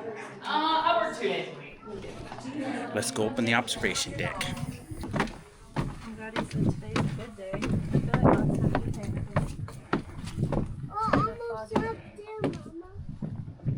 Oh, no, we don't go way out there. This is looking off to the east.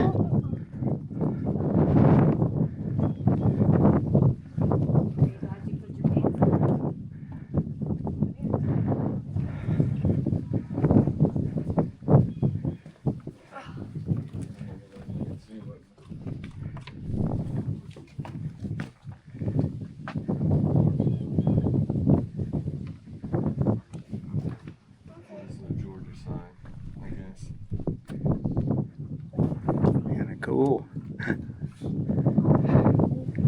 Can't see that far today, maybe about 40 miles.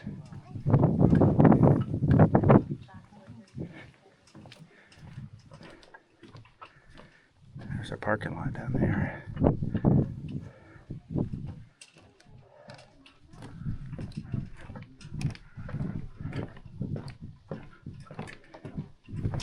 You never know how clear it will be. I was hoping that with this nice blue sky it would have, and the wind, that would have been much clearer.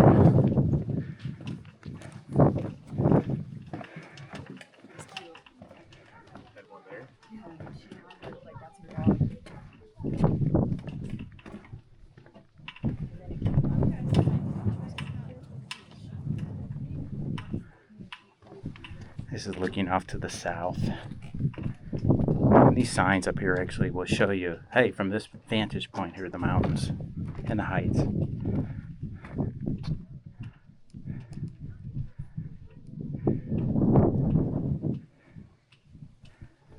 Right there, Blood Mountain.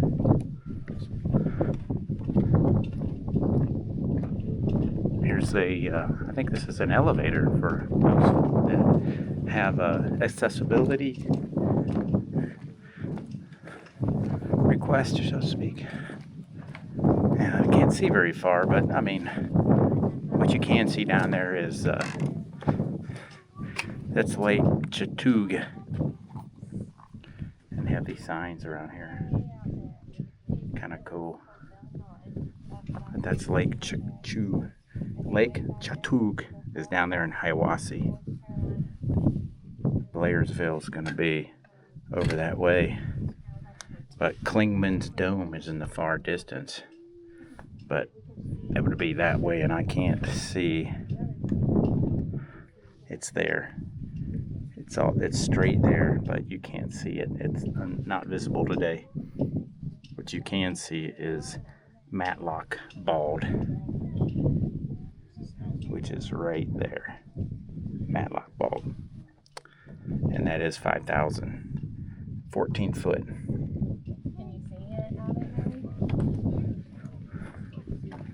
This is due north.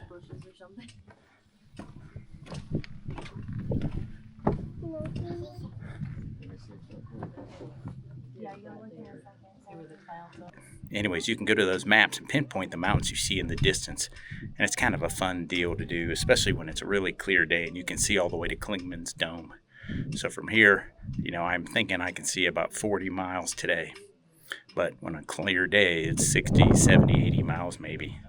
And so it's quite a wonderful sight here. And again, we're at Brasstown Bald, 4,784 feet above sea level.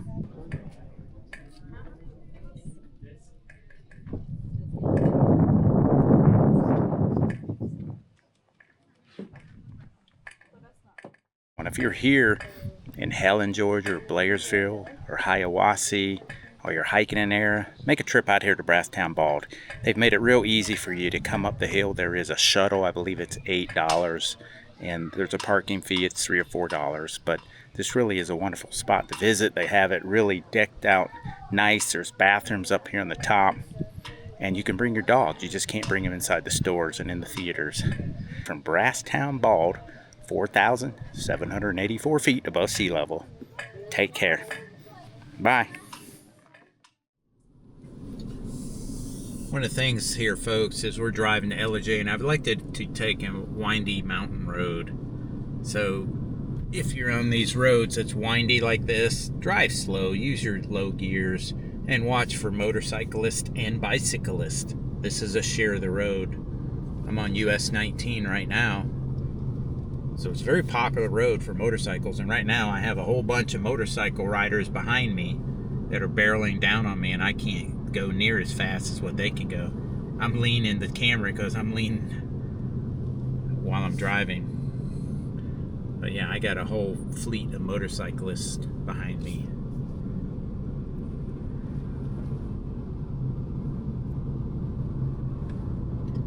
And these are very narrow roads, no guardrails.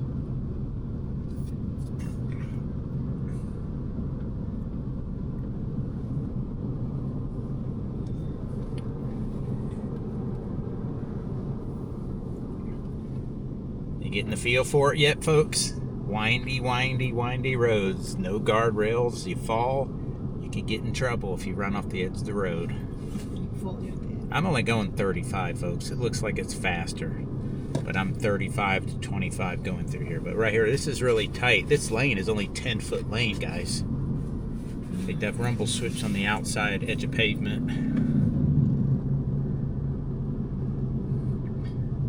I just wanted to give you a brief introduction of driving in the windy roads of US 19, Georgia US 19. All right, we're just on the outskirts of Dahlonega, Georgia, and just to show you the mountainous roads, you have a lot of ups and downs, hills and valleys.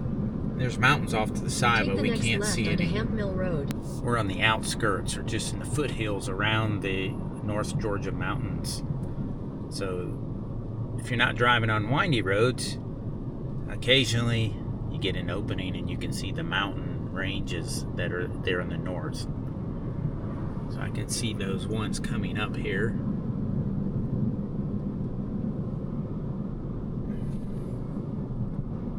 Let's see if we can get a good view of them. There you can see some of them in the background. There's actually mountains. You're just seeing the mountains off to the front and to the left, but they actually go around there.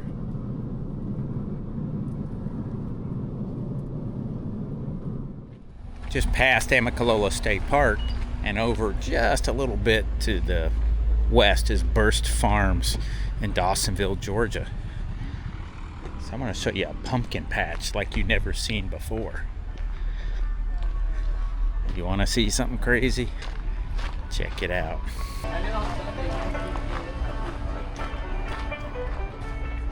Has some bluegrass music going on, but here you get you a wheelbarrow. You get you a wheelbarrow.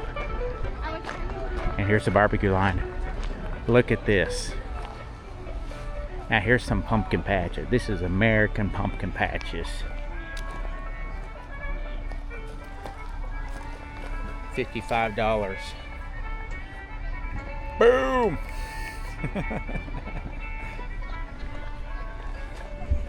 This is crazy.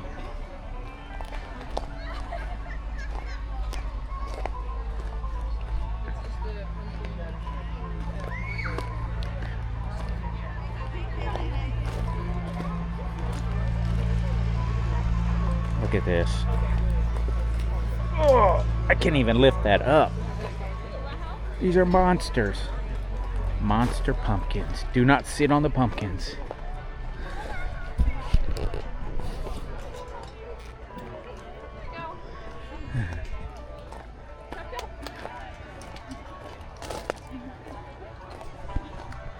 There you go.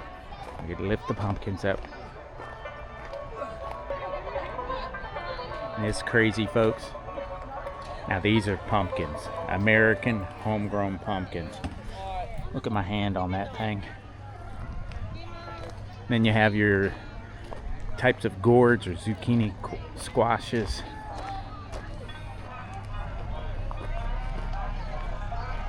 And we got some bluegrass music going on.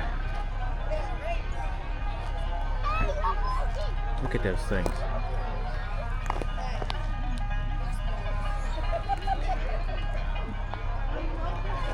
Jarradale Blues edible.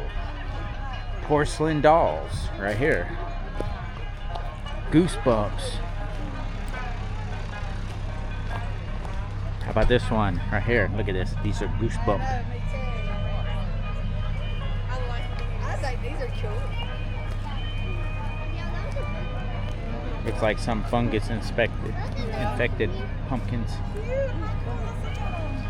And these are inedible, by the way. Blanco inedible.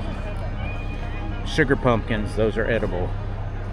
Here's your standard pumpkins that we're used to. These are jack-o'-lanterns. But these are inedible, actually. You don't eat them. They use these for jack-o'-lanterns, and that's where you take out the insides and cut holes and put candles in them.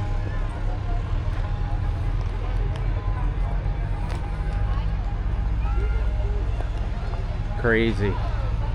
This is what we call Indian corn right here. You don't eat this stuff, it's for decoration.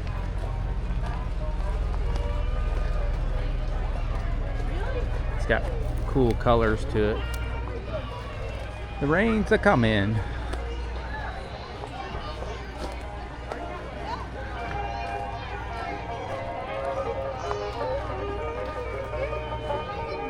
Check all this out.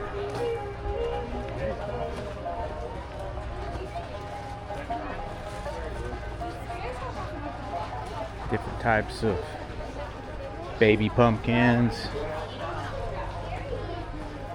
What the heck is this? They're super light. Don't have a clue. They're $8. Okay. What the heck? These are butternut squashes right here. These are edible. These are beautiful. Butternut squashes. Pretty heavy as well.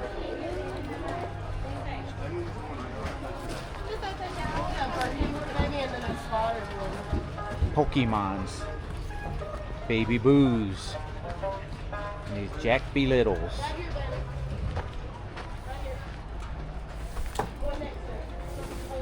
And they have a hay ride too, so you can get in line for the tractor ride as well. Gremlin gourds. Look at this right here. Take it out in the sun. What the heck?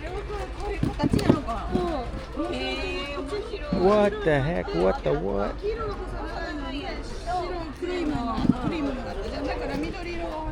And one more. Gremlin gourds.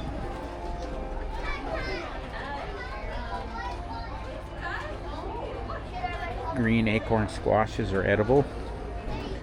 Orange acorn squashes, these are edible. These are called carnival squashes. These are called spaghetti squashes right here. And then we have some more butternuts right here. Oh, look at that big butternut right there. Very good.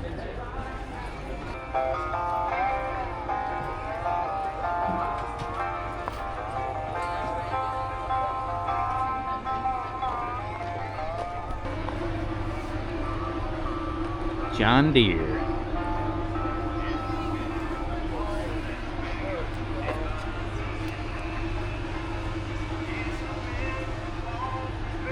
And that brake right there.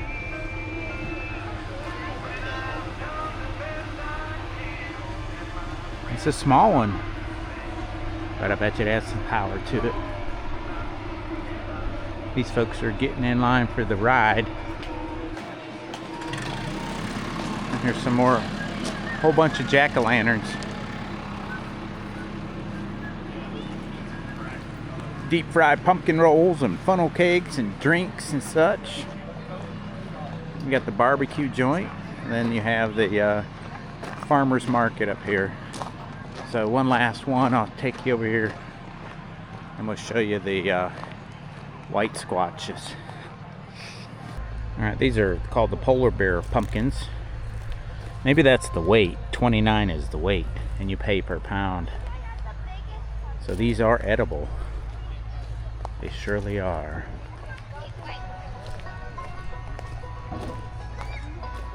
I just can't get over how big these things are.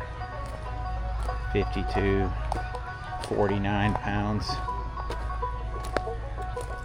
45, 63 pounds. Ugh.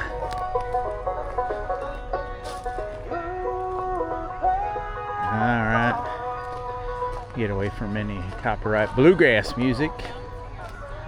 We'll check out the prices.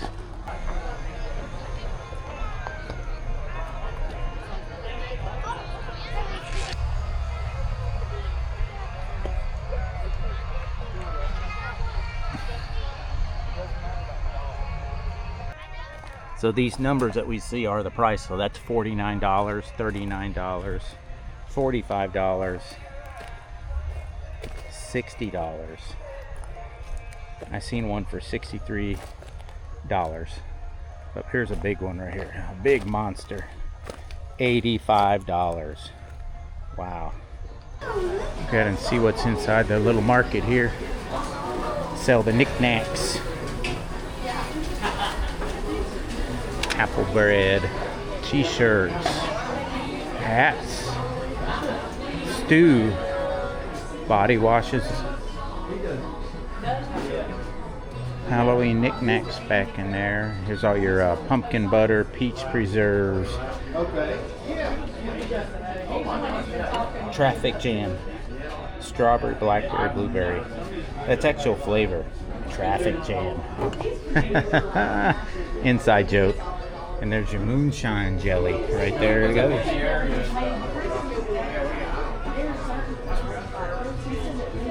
course, candied jalapenos,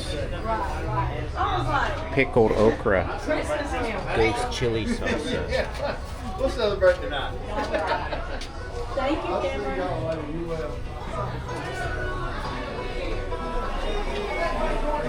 That's all your moisturizer cream stuff.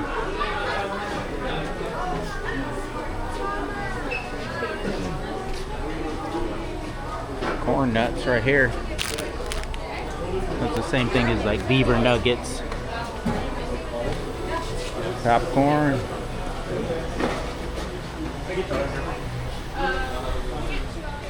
Okay. Cool thing. There you go. Burts Farms here in Dawsonville, Georgia for the pumpkin patch. Pretty cool. Pretty cool. I do want to find out one more thing before I go. Find out the price per pound of them big, huge orange pumpkins. Let's walk over here.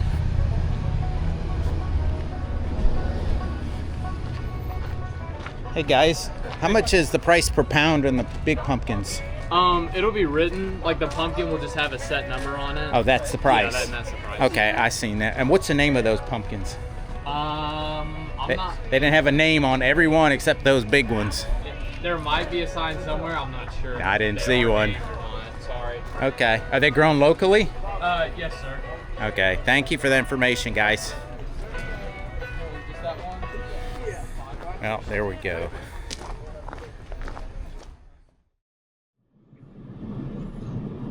Driving down, and there's the mountains again. Got some nice mountains over there. Almost to the apple place. There's a lot of new places here in Ellijay, Georgia. You got the Hillcrest and the Reece apple orchards and the hard cider place. I mean, it is booming here. We're on Highway Georgia 52, and there's many different places to pick apples. So there are new places I passed, and they were crowded beyond measure. I mean, traffic jams galore. But we're driving past and going to our favorite old-time R&A Orchards, which is only a mile ahead.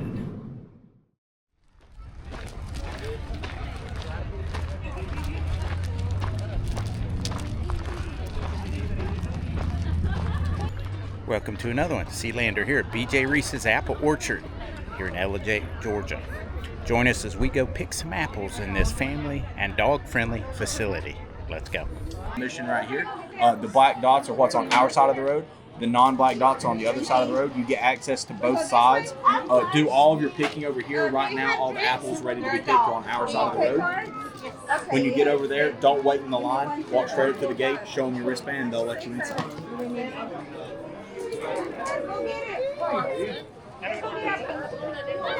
Okay.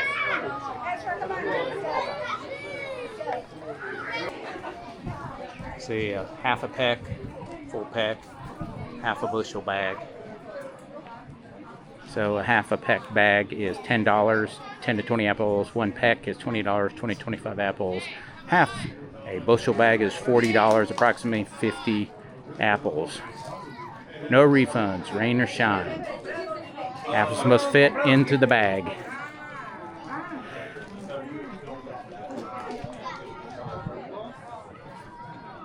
All right, here you go. Monday through Friday, general admission is $8. On the weekend, it's $13. Saturday, Sunday, super fun, $18. And the mega day fun is $26. So in addition, you can do some things like cow milking, pig races, wagon ride, petting farm, duck races, corn box, farm slide, and we could have paid extra for some of the extra items here. So there you go.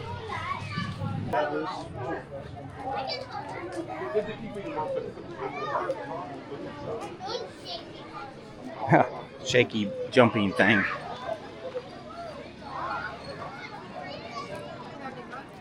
Okay. All right, on this You Pick Apple place, there's all kinds of activities on both sides of the road. There's apple picking on both sides of the road. There's extra fee items There's a barrage of things on that list that are included. Look at this jumpy thing. Okay.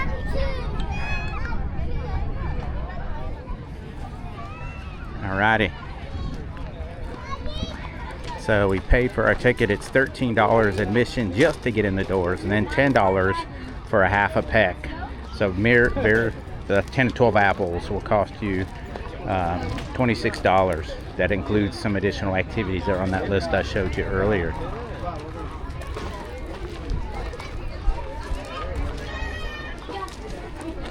Okay, here's our ride. We're gonna jump on there and try to manage the dog. All right, little girl, waving.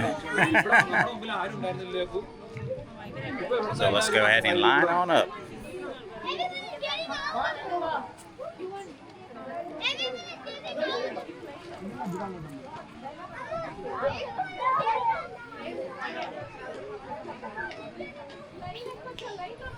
They've done a great job of marketing this place as a family-friendly facility, because there's a lot of families out there picking apples, which I've never seen before. I have some background with apple orchards growing up, and yeah, a little bit different family-friendly venue. So let's get up in this facility.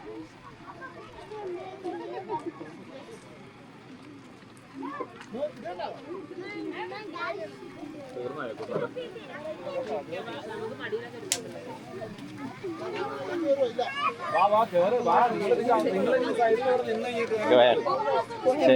Sit. Right here. Come on, we gotta squeeze in. Okay, we all squeezed in. Thank you.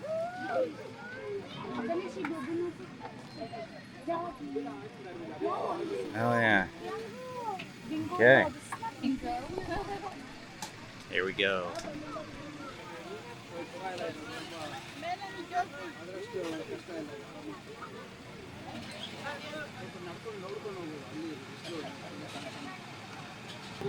Stay. Don't you jump. Sit. You like that, Cappy?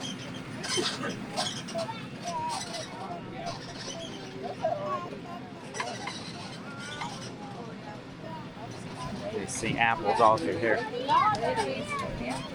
Pink Lady Evercris. So, sounds like what's in stock today is some of the crisp and the golden delicious. So let's see. As it is, please do not pick the apples on these trees. There's the cow train.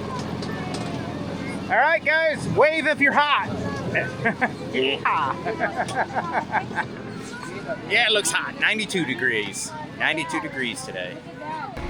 September wonders are all picked. There's your restrooms, the drop-off location. So let's go over here.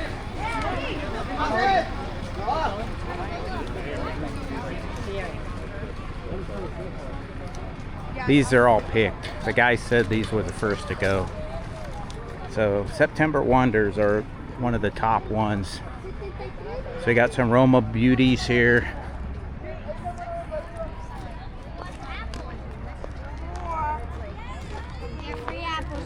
Hey, no more. Roma beauties. Look at this, tube slides. The mega slide. That's interesting. Look at all those apples on the ground.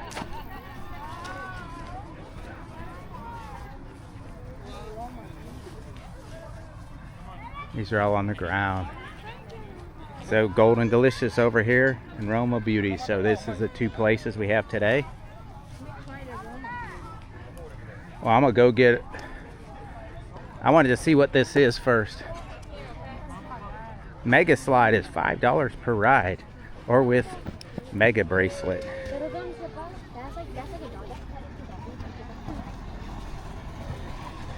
Look at that right there. It's just some pungies, and it slides real easy on them. Okay. Well, let's go find us some apples. Over across in front of me are Golden Delicious. And then over here, the Roma Beauties, which looks like all of them are sitting on the ground there. So let's go try to find some. Let's see, there's some in there. Here's one right here. Okay, we'll give it a try. I'm gonna rub it on my britches, get it. I want to find that crisp apple. These are real dark red. Try it.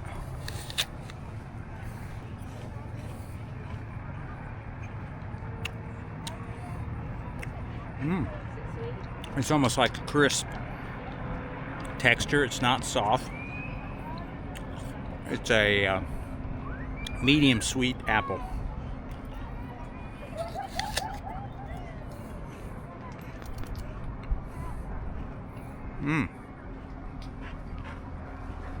That's pretty good. Here, let's go look at some more.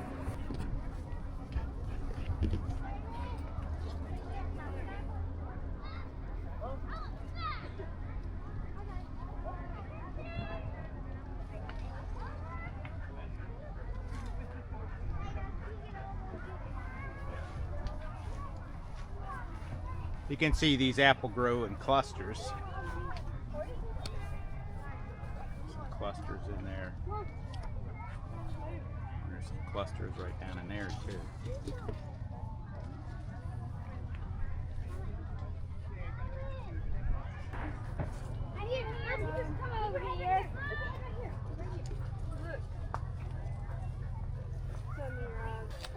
All right, Mama's going to show us how to pick one of these.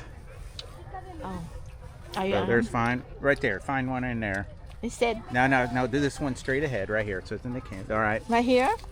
Right there. You just find one. Oh, You're supposed to push up and twist. I did. But the way that she did it, she caused them to fall. So a lot of these fall off real easy. But the correct technique is you push up and twist easily, so you don't knock other apples out. So that's the trick.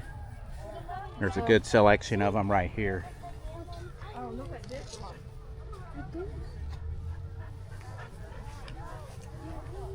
Yeah, this one has some pretty good right here. Check this out. You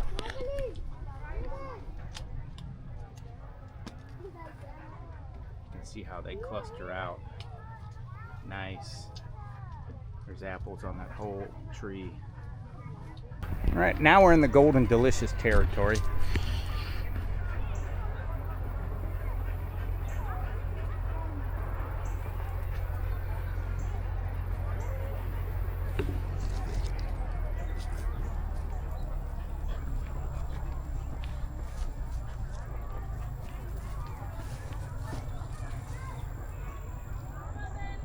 Oh, here's a nice one right here.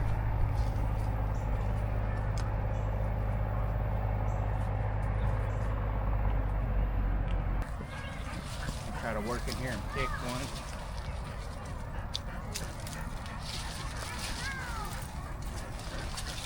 I have a Golden Delicious apple right here. Polish it.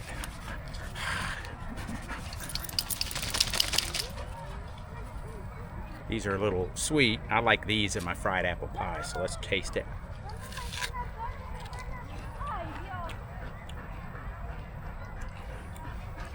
Sweet? I like it.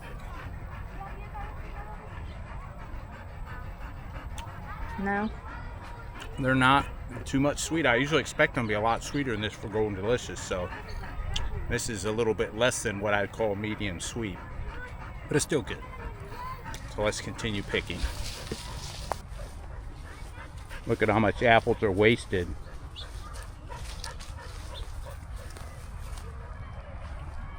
All down through there.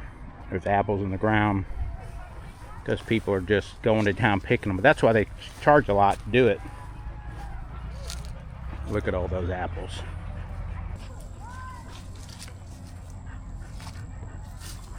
And you see this right here, it has some brown specks on them.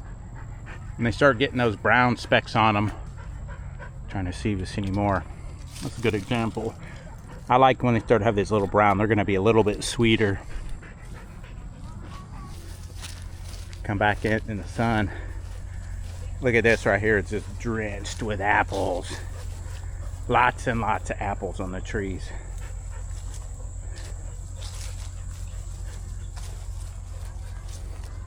Look at that. Hundreds of apples on that tree. Isn't that cool? They let you pick and eat. You know, I'm eating as much as I want, but now I'm starting to get a bellyache. So, you know, you eat about 10 of those apples. Yeah, a little bit too much. So anyways, we're gonna fill up our bag, which is a, I don't know, quarter bushel or a peck. And we'll head on out because I'm getting hot. I'm in the sun baking and Cappy's starting to sweat as well. So we're gonna start working our way back and find that tractor to catch a ride back to the car. Bird's eye view of the apples that have been, most of those fell because of improper picking techniques. See apples on the ground all over, all the way through there.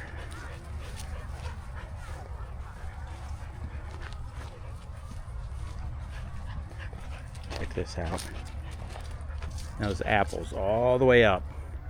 This is a monstrous apple orchard, and we're only on the south side of the road. On the north side of the road there's huge places as well, and there's also a lot more down that way.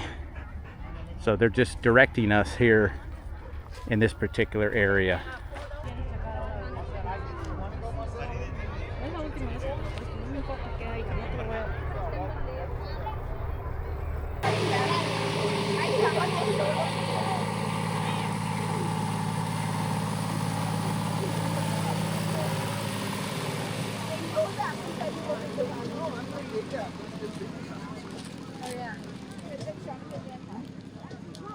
We got some Texas Longhorns over there.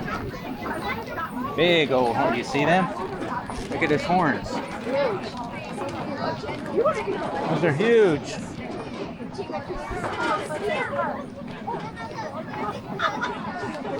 Here's some bison. These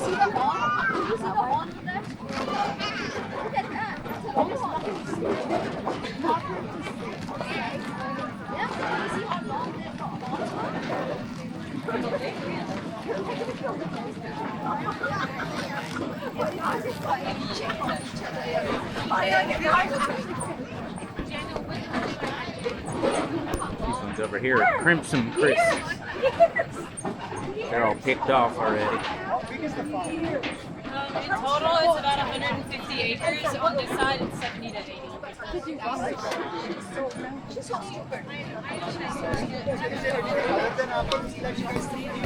This trailer is bigger than the other one.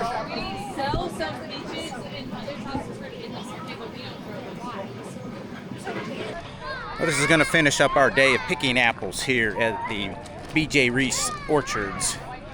And all in all, it's real easy to pick it. I mean, you are paying the price to get the extra family fun activities to go along with it. But I want to stop and just say, hey, take a look at the view that you have right here. Across here, look at those mountain ranges. That's part of the Smoky Mountain chains right there. And let me see. About that, I'm gonna say around that direction is where the Appalachian, it's not too far away, is where the Appalachian Trail starts at Amicalola State Park, is the approach trail, and that will lead you up a 9-mile trek about to Springer Mountain, which is the official southern terminus of the Appalachian Trail. I don't remember this building last year, but this is BJ Reece's Orchard. This is the farm market and bakery over here. There's apple orchards on both sides of the road. And then over here they have this brand new pavilion facility, which I think that is a cidery. So I bet you can get all kinds of food items, cider, adult beverages, and such.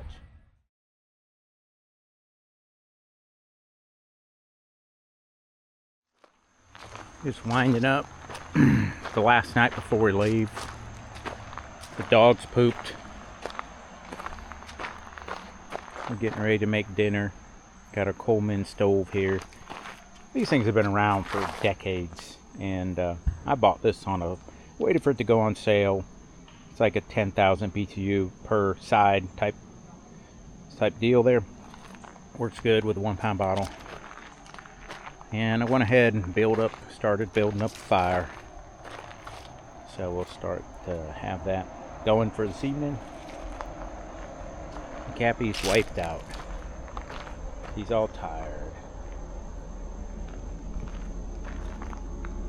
Alright, Cappy, all good to go. Our tent held up. Truck held up, which it should have. Expect that. I took us on some very back rough roads here just a minute ago when we went to Helton Creek. But we're just about wrapped up our trip. We're just going to relax here for the rest of the evening. Not sure if we're doing anything in the morning, but we definitely have to get packed up. I think we're going to go ahead and make some dinner and relax into this evening here at the old site number 7 in Desoto Falls Recreational Area. One final sunrise, one final goodbye. We're starting to pack out the site to put it back the way it was. So let's go to some time lapse and watch me break down the tent, clean up the site. Just be a few seconds to you guys. Let's go.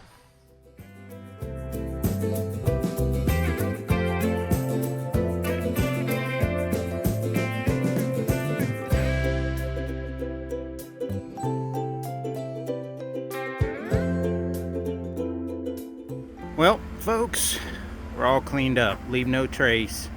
I left my couple pieces of firewood, and there was a bottle of drinking water all filled up there, so we don't throw that away because it's water's hard to come by here. So anyways, it was a good site number 7.